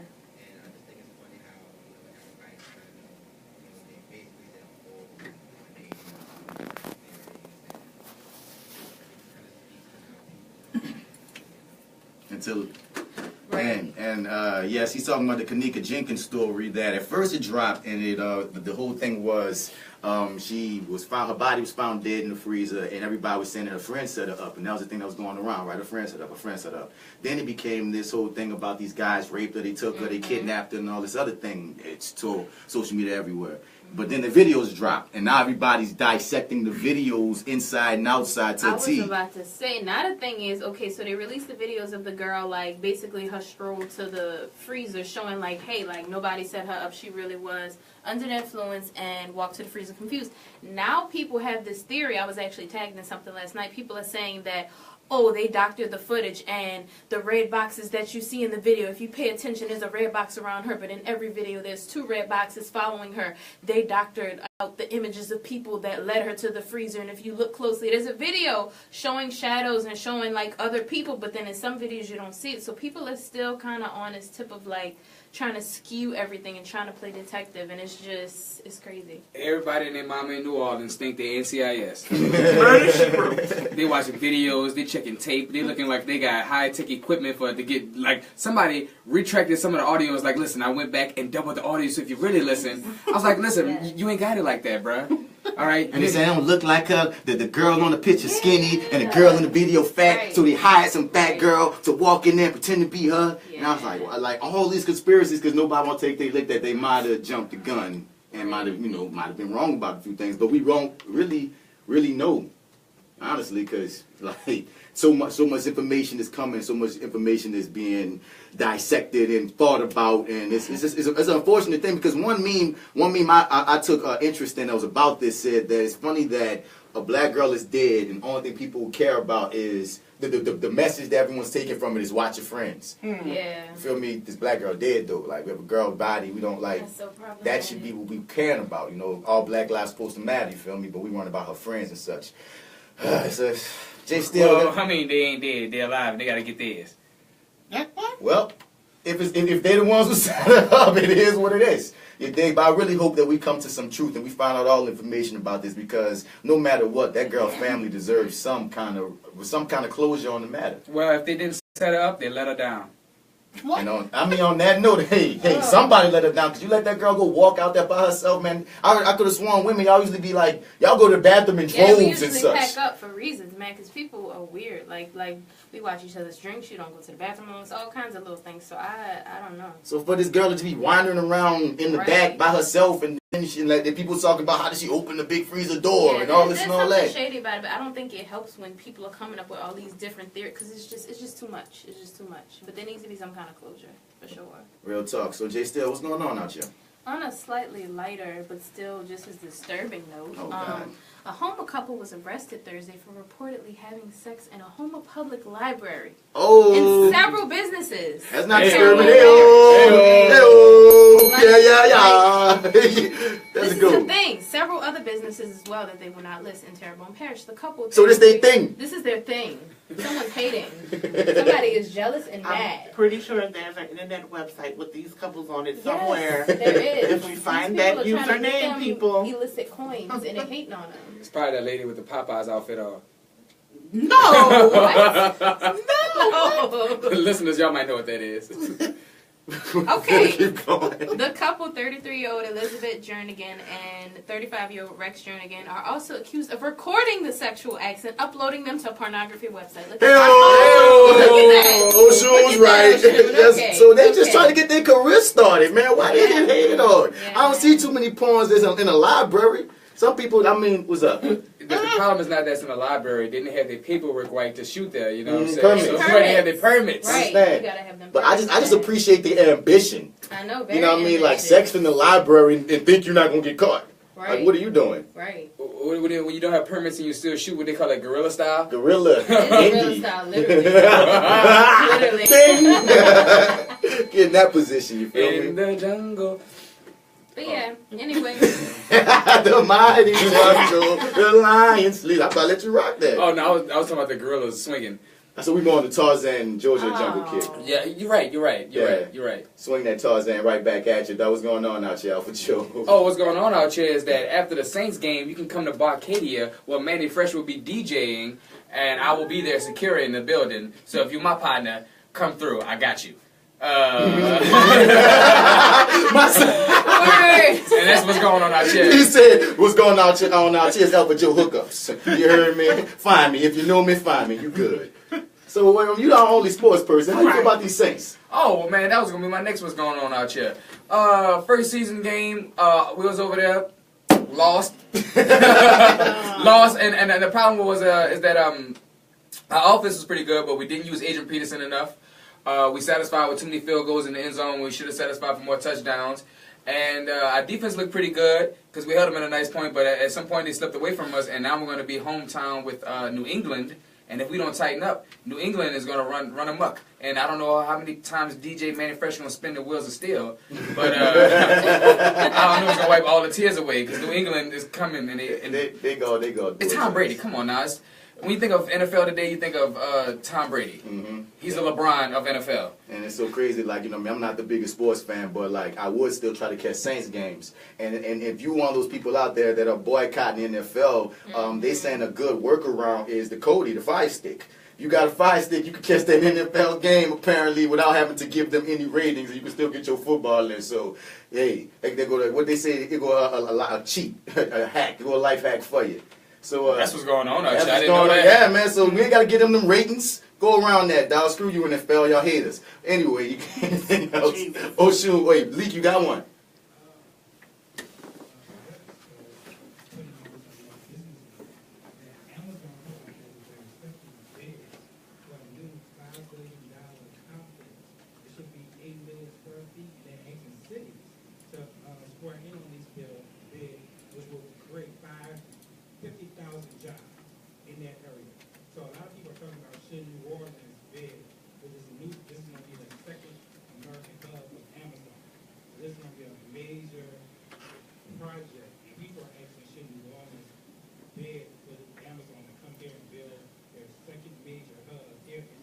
Atlanta already got it, bro.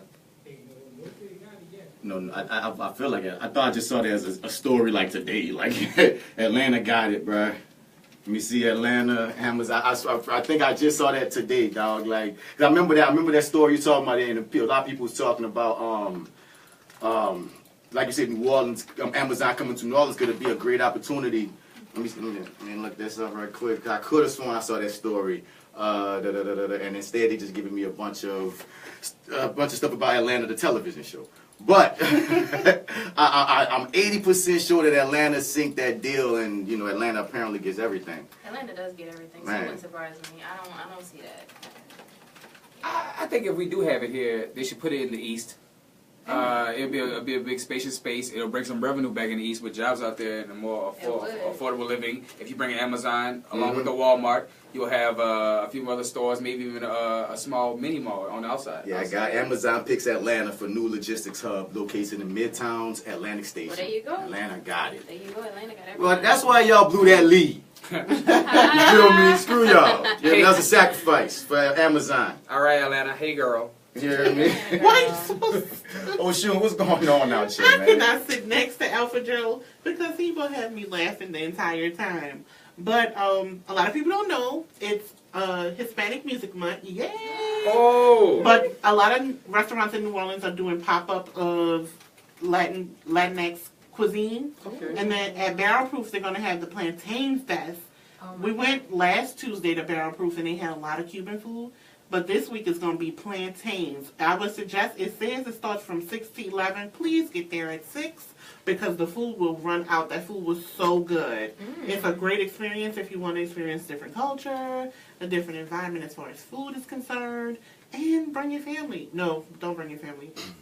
I'm lying. Bring your boo. Everybody. Get a boo. Bring them to the Plantain Fest. And that's it. And I love that we have so many fests. Don't we have like a fried chicken one coming up? Yeah, fried chicken fest is coming up. I think it starts September 23rd. There's a beignet fest they talking about. There's a beignet fest. There's a mac and cheese fest for mac and cheese lovers coming up, I think, in October maybe? Hey, you talking about a beignet and chicken fest. DC and I, which apparently we had to make it work since he needs a new job. Yeah. We was talking about opening up beignet and chicken and beignets, like chicken and waffles, chicken and beignets. That would be dope. That'd be wrong. You should have said that on Don't air. worry, right. Why'd you say that on air? He didn't mean that, y'all. He was just playing. Listen, I put this idea in the mailbox and I sent it to myself. It's copyrighted. That's that 90s. That's how things work. That's not how this works. That's not how any of this works. Oh man, like well, D-Mac, Mastermind. You have any more what's going on out, Chess?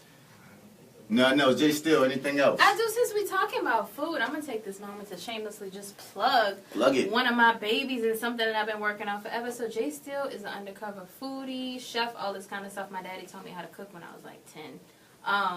But I recently launched, and it's still in development phase, a food blog with one of my best friends, Trinice.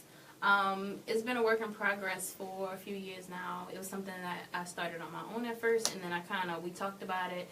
We relaunched it. It's called Fat Girl Nola. You can follow us on Instagram at Fat Girl Nola. You can view the website at fatgirlnola.jimdo.com. You can send us your email address and we'll add you. You can subscribe. We got all kind of, it's going to be reviews, recipes. We're trying to start a vlog, all kind of stuff. So it's a lot of fun, y'all. I really want y'all to tune in, check everything out. So if you're into that food life, yes. Fat Girl Nola on Facebook, Instagram, and all that there. And in such a city. Twitter coming soon. And in a city that's just represented by food the way New Orleans is. Yes. Yeah, what you saying? You grab the mic, Alpha Joe. You got something about the food life. Oh, well, I'm fat, so I got a lot about the food life. It's a fat man's life. Live it. You know, if you're fat, you living good. But at least you're eating well. You eating good, admit anything. And most people can't say that. But no, I also got another what's going on out here. What's going on out here? Oh man, what's going on out here? What's going on out here every Thursday? You can go to the Underground Mocha Room. That is at the 3 Palms on Tulane Avenue, and you can find Deuce the Poet spitting every Thursday. It's an open mic for poetry, rap, hip hop. I seen a girl do some tap, and I seen one do a saxophone, and I was thinking about going to do some juggling. But but I'm coming.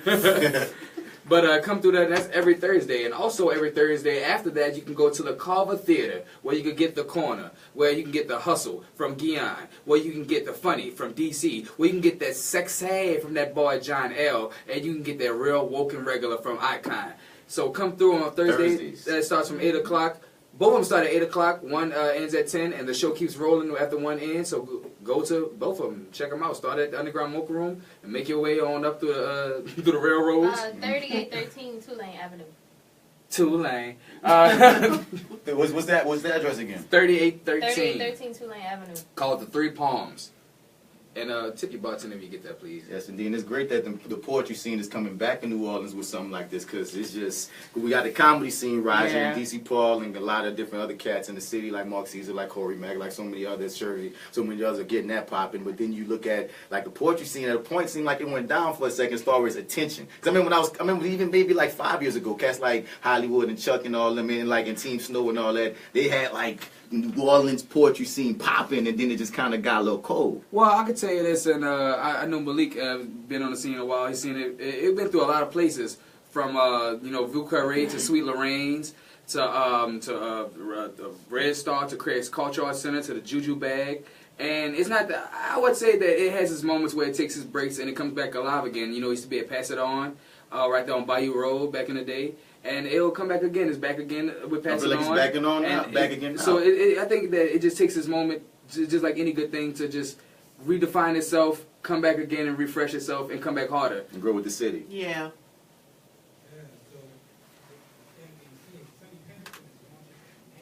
Mm-hmm. Yep. Here. Yeah.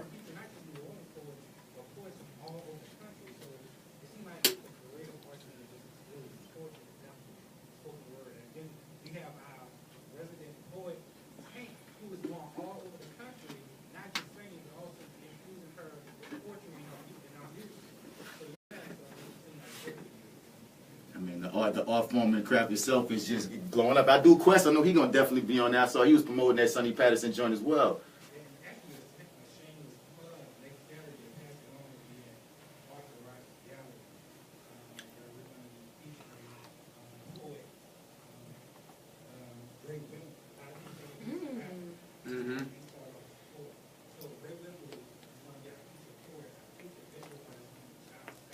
All right, all right.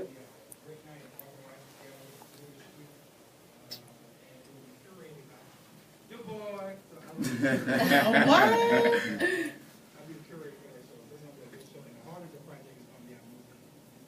Amazing. All right, amazing. That's what's going on out That's there. what's going on out there. And it's almost like a continuation from last week. We had Ray Wimley come through last week, and now you know he's gonna be on that joint with you. We had Deuce the Poet come on, and he was talking about the Underground Woke Room as well as Sonny Patterson being one of his mentors in the game. So it's a wonderful thing that Sonny Patterson is back to bring such a big event, not even just an event, it's a show. Such a big production is what I should say to the city, giving a lot of life. So yeah, that's definitely what's going on out here. So Mastermind, you got something queued up for us. Man, some who that is. Oh, we're gonna straighten it on now. So, you know, we about to go on this break, and we're gonna come back with the rest of the Misbelief Radio Show. Once again, if you wanna call us in at 504-260-9265. We want to talk to you about what job we could get DC, even though we feel like he's gonna be our new trash man because he got a fine trash. Apparently, New Orleans got fine trash men. They do. It is an epidemic. I didn't know. Who is picking up y'all trash? These are not the men I see. I don't know who this. And they have goals. A lot of them, you know, they bling blah. But you know, I always make sure. Wait, pause. You mean goals in life or goals on their teeth? No, goals on their teeth. Oh, okay. Oh, they always have pretty skin, which is ironic. But it's real. Y'all sound like y'all shouting out old No Limit rappers. So yeah, this is the Misbelief Radio Show. We'll be back after the break. Don't get nothing on y'all, especially not no trash. Oh God. I hate him. I hate him so much. They got gold teeth and pretty skin, and they buff, and they throw trash. What kind of bullet that drove? What kind of boy? That's hot boy. They No Limit. They old No Limit ass fucking albums that we never heard of. Coming soon. Yeah. Forever coming soon. Coming soon. Mercedes, get on front is coming. Coming soon. Bro, why y'all so stupid? Okay, listen. Everybody knows that I love antique shopping. So they just got an import from France. You have to go to Scott, Louisiana, though. But it's just outside of Lafayette. Scott, Louisiana? It's just right outside Lafayette. Listen, 3 hours away. Boy, what you looking for? Come on, you better come in here. Go get your tablet. And it ain't that time yet. I can't be in here too long. Oh, listen, they have, I'm going to show you guys. Listen, they just got this import. 1940s. French. Look at that chase. Look at that. Wait, I want to see this. You said a chase? I need this in my life. It's only $900. Oh, but it's from online. It's $300. It was originally $900. Where's this place? I'm telling you, we can go 910 Alfred Street. It's in Scott, Louisiana. It's right out. It's only 3 hours away. And then, hold on, I got something else for y'all. Look at this marble table. Let me see that marble table. I don't go nowhere, son. I don't know nobody. And I don't go nowhere, son. That's a marble table. That's a marble table right there. See, that's dangerous. Beautiful. I saw you look. You so dumb. Shut up. I saw you. You ain't know you looked at each other like that was so ignorant. And I have an ottoman. So they have plenty of things, you guys. I want him to see me so bad like that. That's dangerous.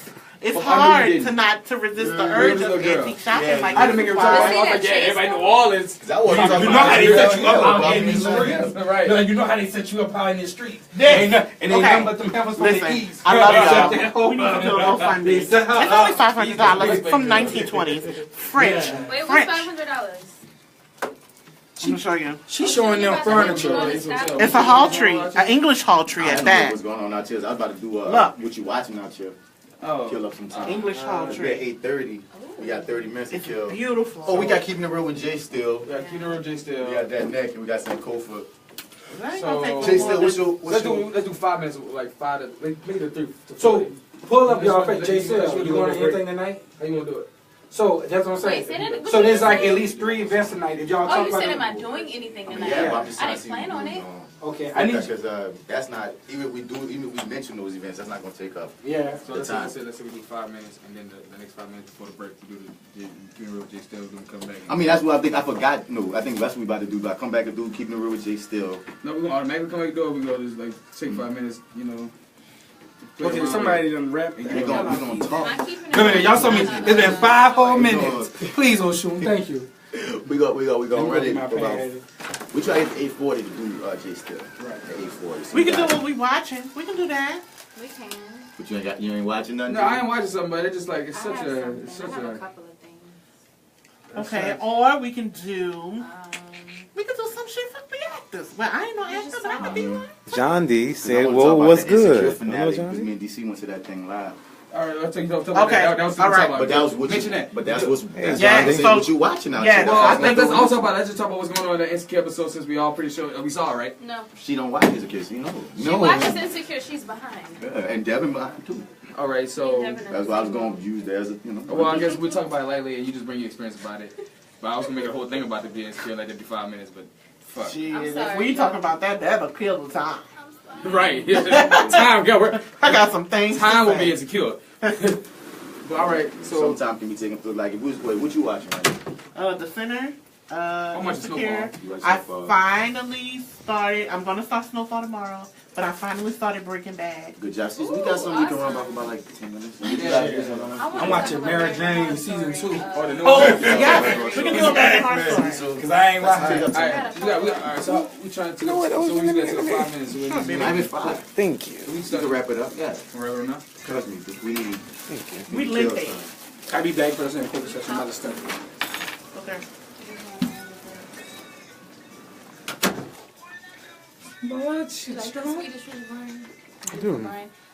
Yo. This is the welcome back to the Misbelief Radio Show. Was that a snort? Oh, what snort? What? I didn't snort. You snorted. She snorted. Anyway, it's that actor guy. The voice you hear is that actor guy, Martin Bass Bradford. They over here joked out. I think I stuttered. I don't know where the snort came from. But anyway, while the Misbelief misses are laughing, I'm going to pass the mic to who else I got here. This is your party off with Joe. What's going on with y'all? What's going on with y'all? What? I blame whatever went on in that room. I don't know what happened, but that's why I was laughing. Hi, everybody. It's me, Oshun. We don't get taglines from Oshun. Right. She can say hey. Yay. Too much of that unicorn piss. Yeah, that's what it is. And you was off air telling us, what do you think unicorn piss tastes like or smell like? I don't know what it tastes like because I'm not into the R. Kelly stuff, but I think You don't know that. Trapped under the rainbow. Trapped in the barnyard. I think it definitely smells like Fruity Pebbles. Trapped That's under the my thing. I really think unicorn piss smells like Fruity Pebbles, and I feel like it's a great experience for anybody who's into that, but not me. Who else? Who we got in the booth, man?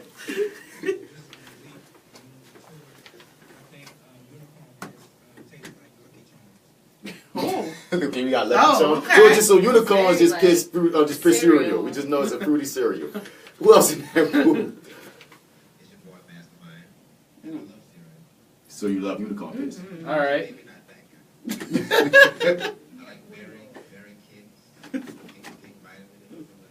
You like King? Oh my God, man! Nobody. What kind of project? Vitamin King tastes like cardboard. Oh, look! See, look! That's how bad it is. It's King Vitamin. I'm pretty sure there's a Vitamin King too. Hey, who else we have over here? The Misbelief Misses. She's still keeping it real. Yes, indeed. So we back. Before we get into our other segments, man, I wanted to bring this one in, which we brought up a couple of weeks ago, and I'm going to bring back, and that's what you're watching out here, to give people listening some kind of recommendations, because all the time you look on Facebook, and people put in their statuses, I need something new to binge, I need something new to watch, somebody give me some recommendations. So I'm going to ask y'all up in here, Oshun, what you watching out here? Okay, so everybody got on me last time about Breaking Bad, so I started the first episode, and I was like, what is this? So I'm going to try again tomorrow. But I am going to start Mr. Robot, too. It's on USA. I don't know how good it is, but my brother loves it, and he always puts me on the good TV shows, so I'm going to go with those two. Oh, and The Sinner. It's on one of them cable channels. Google it. It's with Jessica Biel. She's in it, and y'all, it's a mini-series, but I promise you, it had me like, Jessica Biel getting that money. Isn't she in that other thing you was watching? That is it. That's it. That's what the crazy chick, right? Yeah. Ooh, y'all gotta watch that. Ooh, I be talking to the TV watching that one. You know that's when it's good. You're like, girl, you better run. You know, that's how I be. All right, what you watching out here for you? Oh man, I'm watching Snowfall, directed by John Singleton. Man, this is a show about the crack epidemic in the 80s. And it follows 3 stories. It follows the one story of the young guy named Franklin who starts off selling weed but moves his way up to crack. It also follows a CIA agent who has to move cocaine throughout the because it's also during the war in the 80s and Ronald Reagan time. So it's about a CIA agent who has to find his way to move the drugs. And it also follows his Mexican family as it goes for a woman who's up on rise against her family.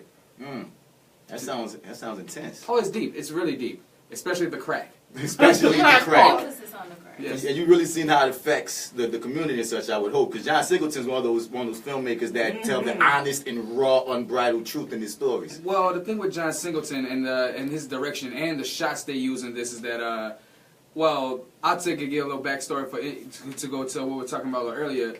I was watching a show that showed how people use different lenses to capture black people. And John Singleton uses different lighting to capture black people, usually that daytime lighting, which is like, it just shines on characters like Franklin because he is a very dark-skinned character, and it makes his skin glow even in the daylight. But then I like the way he also tells a story, because if he goes to the CIA agent, he usually uses a blue undertone for the whole thing, almost like the Defenders we watch when everyone has their own color. When they use the lighting to tell, the character working. The lighting could become his own character at times. Exactly. In telling your story. At one point, I'm looking like the blues overshadow tones coming in. It's about to be about the CIA agent. It's his turn to tell his story. But no, man, he captures everyone. He does capture it gritty and raw. And I mean, it's very cringing, But that's what I'm watching out here. Snowfall. You just sold the hell out of that shit. I know, right? Straight up and down. You feel me? I just put it in my calendar. Snowfall. Oh yeah, FX. And there was this article talking about how the evolution of lighting black people on film has been a big thing, because for the longest they couldn't get our skin right. You feel me? Because they didn't have an interest to. Yep. And then certain black filmmakers and developers were like, no man, this is how you light us. This is how you shoot us. Well, actually, the truth comes to find out, it didn't even start with that. It started way back when some filmmakers was talking about color because things that were brown and antique-ish weren't showing up good on film. Yeah, that's what I'm saying. They didn't know how to capture it. It was in the cameras. Yeah, it was in the first cameras. But they wouldn't that's when he really started worrying about color. Way before then, that's when he started making things color, and that's throughout time they started work as black folks. But it all started off with furniture. With furniture. Yeah, with furniture. It wasn't about black folks at all. It started about antique furniture and how they wasn't showing the true essence. Because people that would own the furniture that the movies would be in, they'd be like, you're not showing our product off good enough. You need to capture the color of what our true product is. But then white people only care about the furniture color. Black people cared about our skin. Right. I mean, that's what I'm saying. And they developed the product specifically for our skin, because them people. No. I'm saying they didn't develop. I'm talking about the lighting issues and the new cameras. Dude, I can show you this stuff. They say, look, this was like, I know what you're saying about the brown, but what I'm saying is the white people probably got to a point so they showed those brown and that furniture looking good. But when it comes to the distinctions of a skin tone and getting like when you're talking about moonlight and the blues and such, when you get to skin, that was a whole other thing that they had to even overcome. Like real talk. Like real talk. So I'm not saying you wrong. I'm saying the white people didn't go, yeah, let me get this for the skin. I'm agreeing they got that for the furniture up to a point, and then the black people took over and was like, no, this is how you get us to the point that we need to be. That's all. That's all I'm saying. Yeah. You hear me? Jay Steele, what you watching out here? Jay Steele likes weird shows, but I think I'm taking it too far. There's the first show that I started watching and stopped because it is absolutely disgusting, but it's awesome. It's called Santa Clarita Diet with Drew Barrymore. Yes! I love that show. It's so funny. I tried.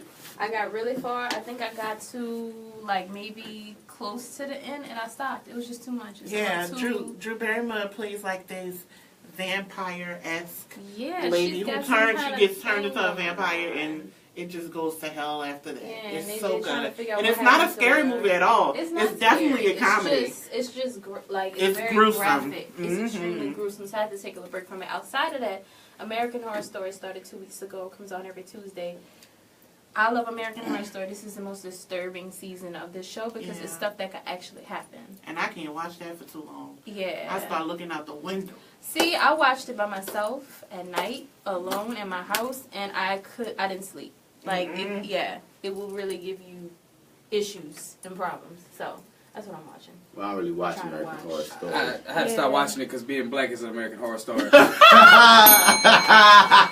is. And that's what pisses me off about certain shows that come out. Remember that Netflix show about making a murderer, and everybody made this big epidemic because this white boy was framed, and that was the big talk about it. And I'm like, wait, y'all mad about this white boy getting framed? How many black people is in jail right now for false accusations? And y'all got the nerve? This is the big epidemic. This one white dude framed and pictured. Come on now. Free my uncle, by the way. Hashtag. Yeah, man. I feel like your uncle did it. Oh, that's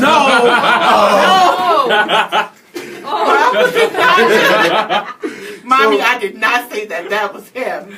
And I'm gonna just end this off with what we just finished watching. Out here was Insecure, man. The Fire DC Paul and I went to a Insecure watch party hosted by the We'll Figure This Out podcast. Shouts out to Jay Scales and POTUS Carl. And that was an intense situation. Where was it? It was at 14 parishes. It was at 14 parishes about last week, and it was usually I'm watching Insecure by myself or with like maybe one or two people. It was pretty intense. It was entertaining to see it in a group. You don't got a lot of bats. Me and Bats like to watch movies together. Yeah, you don't got to lie. I mean, yeah, man, dog. Man, what? Me and Uncle Joe have dates. You don't understand, bro? Sometimes he even let me touch his hair. But anyway, feel me? That's so sweet. He couldn't even keep the joke going. But anyway. Let me take this mic. But anyway, Insecure just wrapped up. It just wrapped up, and that was an intense episode. Without going into spoilers, how did y'all feel about that season finale? I feel like somebody should have wrapped up before the season finale. But Yeah. I maybe should have wrapped up her face. Oh. But I mean, You talking about that eye? You talking about that eye? It's a shot. It's a shot. It's a shot. What about But that season finale, honestly, it was cool. It was like for the last 5 episodes, all of it was cool. I was like, I guess I've been looking forward to season 4, but this seems like it's going in a circle. I really liked it. Damn, I really liked that. I like how they shot it. The 30 days of yeah. I like the story structure of how they went. The thing is, the writing and the shooting and the lighting and the storytelling is always creative, but somewhere in the storytelling, it just got a little. It's got a little like I stopped caring about them a little bit. Like, oh, you going about Daniel again, baby? Come on now, come on now. Hey, I'm taking this mic. So this is Oshun here. I appreciate the cinematography of it. That's when they do the thing. Yeah. Okay, y'all know I don't know. Yeah. But I appreciate that aspect of it. The finale, I felt like I wanted just a little more. Just a little more. And not saying that it wasn't a great storyline. Yeah. Because I loved it. But I wanted, like, I had my milkshake, but I just wanted that whipped cream and cherry. I guess missing a little Tony Satcher. I love Tony Satcher. Yeah. A little Issa gave us white people chicken, is what you said? No, she didn't. No, she just gave us mild chicken from Popeyes. It's mild chicken. Yeah. That's New Orleans understanding. On that level, Mastermind, you got something queued up for us.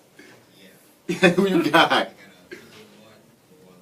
Thank you, man. This is the Misbelief Radio Show. We'll be back and after the song. Don't get nothing on you, please. You hear me? Thank you. Man, I really wish they. Oh, I'm on the microphone. I really wish we get that song from PJ Moore. My son started talking. Don't get nothing on y'all unless you Easter egg getting it some on your eye.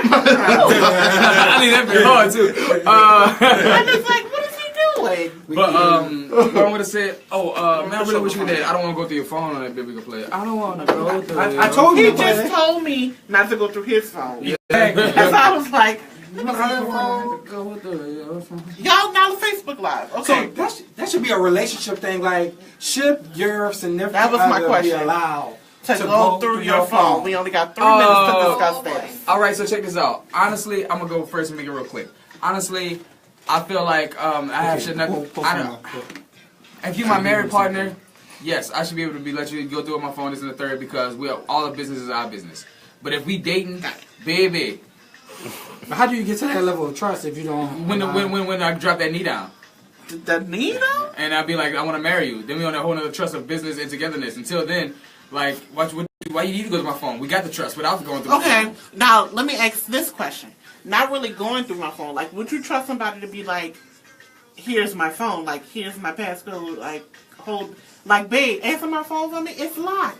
Well, what's your passcode? It's 1, 2, 3, 4. You know. I mean, yeah. The thing is, I put it like this. If I am doing something and you go looking for it and find it, well, that's on you, baby. Because you went look for it and you got what you're looking for. Right. All right. Curiosity killed the cat and satisfaction brought him back. It's like, so be like, who is this? Who is this shit? They don't ask you for this. Who is this chick?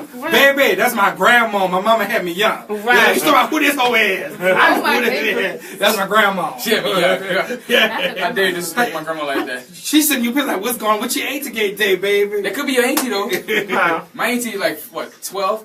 You know what I'm saying? I got a 12-year-old auntie. You know what I'm saying? You got a good nose. Anyway, so we What you got for keeping it real? Yeah, so I just was gonna do like a little. yeah. So do you want to say something? Because Yeah. you want to say something? I don't want more space. Oh. Yeah. That's all. No, you could have stayed. Let's finish the push. Like, give him a little, you know, see how he be. I don't like to be next to Pastor when he do next to get a little emotional. You never know what may happen. He be slapping, hitting, spraying. I just think what's going on? How the order going? It's going on what? Jay Still, Nat Neck, and then Cinco from We Out. Alright. I can't believe you made this song. Alright, we about to come Hey, in. if anybody love me, they can get a Nintendo, the old Nintendo game. Man, just a game. And we back. This is the Misbelief Radio Show. Welcome back, y'all. This is the Actor Guy, Martin Bass Bradford. We in here with our usuals. So let's get it quick. Who in here with me? Hi, y'all. It's me, Oshun. Oshun. Yo, this is Malik from No Nola Tours. No Nola Leak. I said, why is your boy for Joe? I gumbo. What's up, y'all? It's Jay Still keeping it real. Okay, so Jay Still, keep it real with us right quick. What's Keep poppin'? it real with y'all right quick. So I want to talk about a movie that came out that I saw recently and has been getting a lot of reviews, all kind of accolades, all this kind of stuff. I'm talking about It. Now, if you're a horror Stephen King fan like I am, you've probably seen this movie by now. But I have a little gripe with It that I want to pick on. And the thing about it is that I remember watching, originally this was a Stephen King novel that was turned into a miniseries, I think came out 1990-ish? Yeah? Mhm. Okay. About 4 hours long, had different parts. And basically is about without giving away too much, a shape-shifting entity or demon that takes the form of a clown and terrorizes a group of children based on their phobias, and then comes back when they get older and terrorizes them. All kind of stuff happens. In the reimagining of this, as much as it was a good story, and really, like, even if you haven't seen the one from the 90s, my gripe with it was that there's a character in particular that the story is completely taken out and eliminated. And there's actually been a few articles published about this, but I kind of want to gripe about it just real quick. So, in the story, it's a group of friends. I think it's like 5 boys and 1 girl. The one character whose story was completely removed is the little black boy in the movie. Of course. I mean, Right. completely, like completely. It's almost like they had him there to be a representation of what he was, or to say, oh, here go y'all black dude. But I mean, completely. I don't know if maybe things were left on the editing room floor, but I mean, if you've seen the old one, it was very noticeable. Also, just watching the movie, it feels off because he's the only one who he gets, you know, he has a little moment, and I honestly need to go back and see it because there's all kind of little things, like you really have to pay attention because there's a lot of nods to the old movie, but it just brings me back to, you know, my whole rant that I always have on, like, casting and giving black people and black faces those roles and that prominence in movies, and to have such a character that was so prominent in the novel and in the miniseries completely just kind of erased from the modern day take just was problematic for me. So go see it.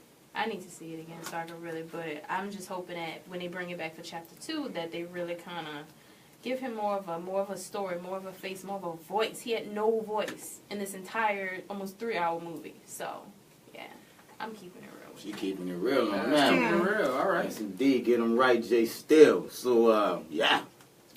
Next up. I'm about to say, you got him right. Now I got to get him right, I guess. You want me to give you your Give me my jump in here. Man. Ladies and gentlemen, it's my favorite segment of the show. The one and only Mr. Martin Bass Bradford will be giving somebody that much deserved neck.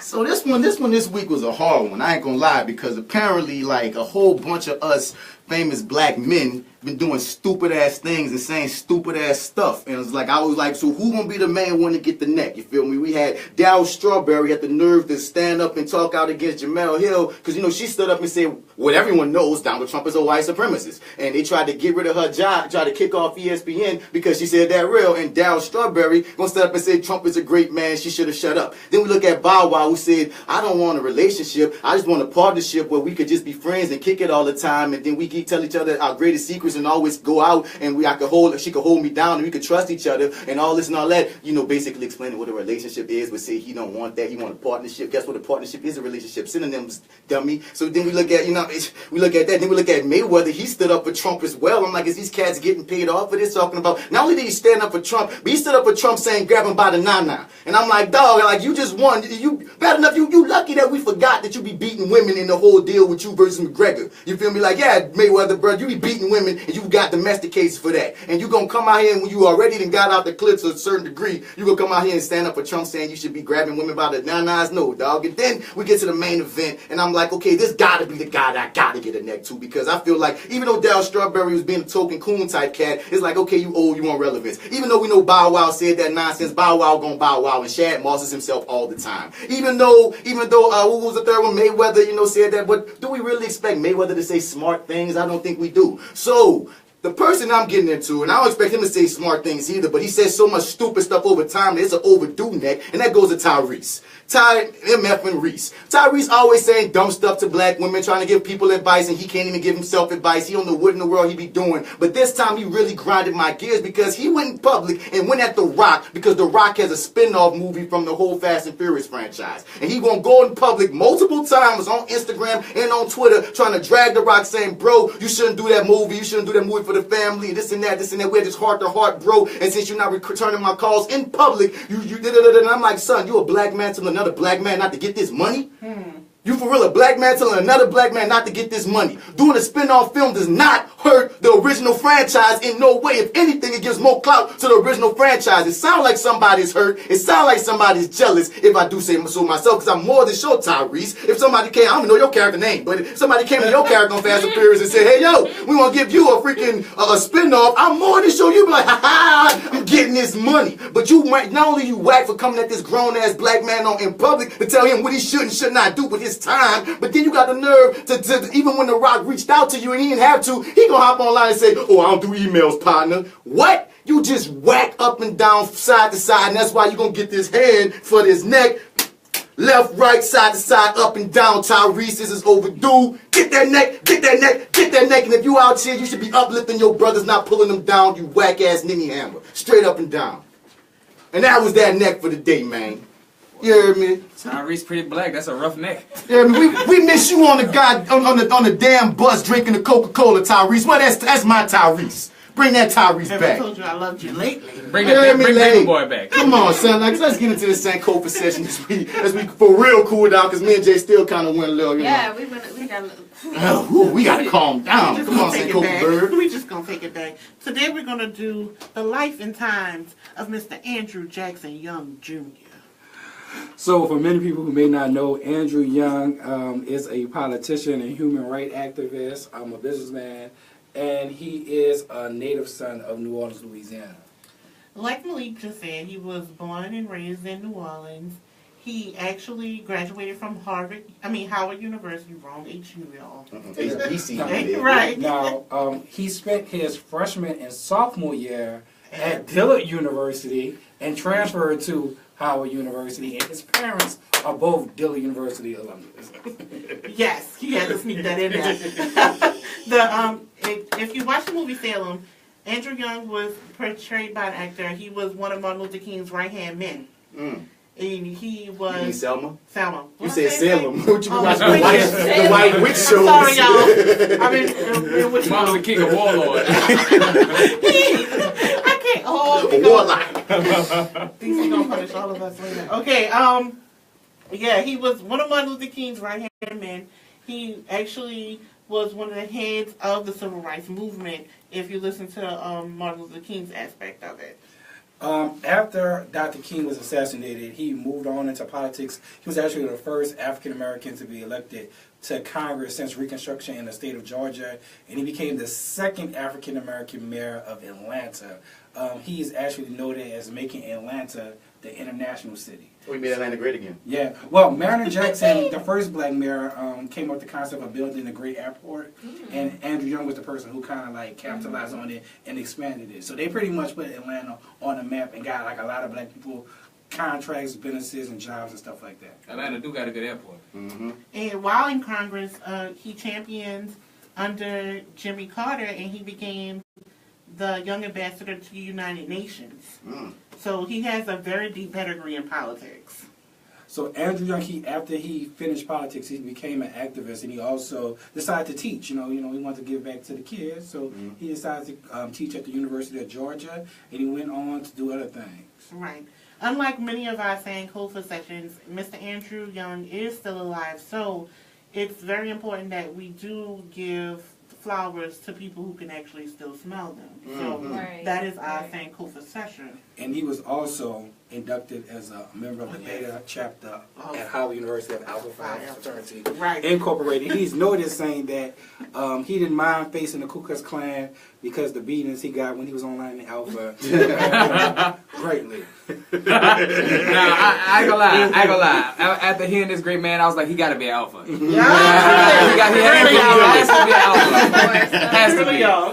All right, well, thank y'all for that for the Sankofa session, and that's the show for the day, y'all. This was fun. So what's the name of the show? This is the Misbelief. No, I'm not done talking. Yes, indeed. I was about to shout out DC Paul. You feel, because he ain't really fired, y'all. He gonna be back next week. He laid off. You hear me? He gonna be back next week. Shouts out to our host, our leader, DC Paul. You feel me? You can follow him at Slim Hotep on Instagram and at DC Paul everywhere else. You feel me? We love you, DC Paul. We can't wait to get you back. You feel me? So let them know who y'all are so we can get up out here. Hi everybody, it's me, Oshun. You can follow me on the Instagram at Oshun SL11. Thank you. This is Malik. You can follow me on the Instagram at No Nola Tours. That's a KNOW, No Nola. Hey, Pakaway, this your boy. Where are you coming from? You can find me in St. Louis rolling on dubs. That's how I'm leaving right there. What is wrong with him? You can find Jay Steele on the social medias, the Instagram at I almost forgot my name, Josef Steele, 2 S's and 1 O, or on Facebook at Jessica Elizabeth Johnson. She went all full middle name government. What's up, Mastermind?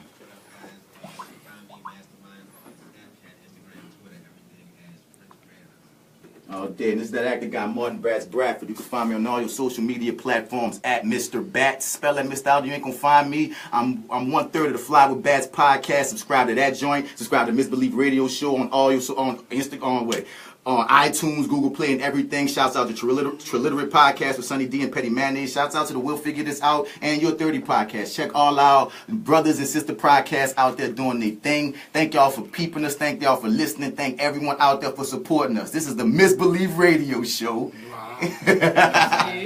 And we gonna see y'all next week, Saturday, 79, same time, man. No video, no. Till next time. All right, let's you hallway. Let's you Issa.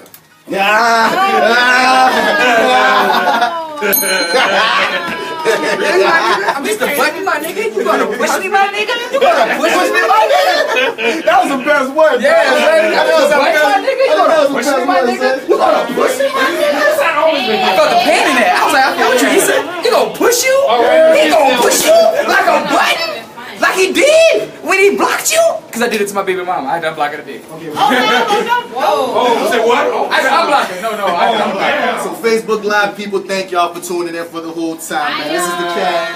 Wow. Shouts out to our beautiful Brian Eagler. Well, let me get it right. Beautiful Brian Eagler. Hold us down on the camera, you dig. You hear me? Hold us together. So yeah, man. You know? Same bad time, same bad channel. DC, we love you. Can't wait till you back next week. All right, DC. Get on them garbage trucks, DC. Get on them garbage trucks. Get them stains on it. And we out.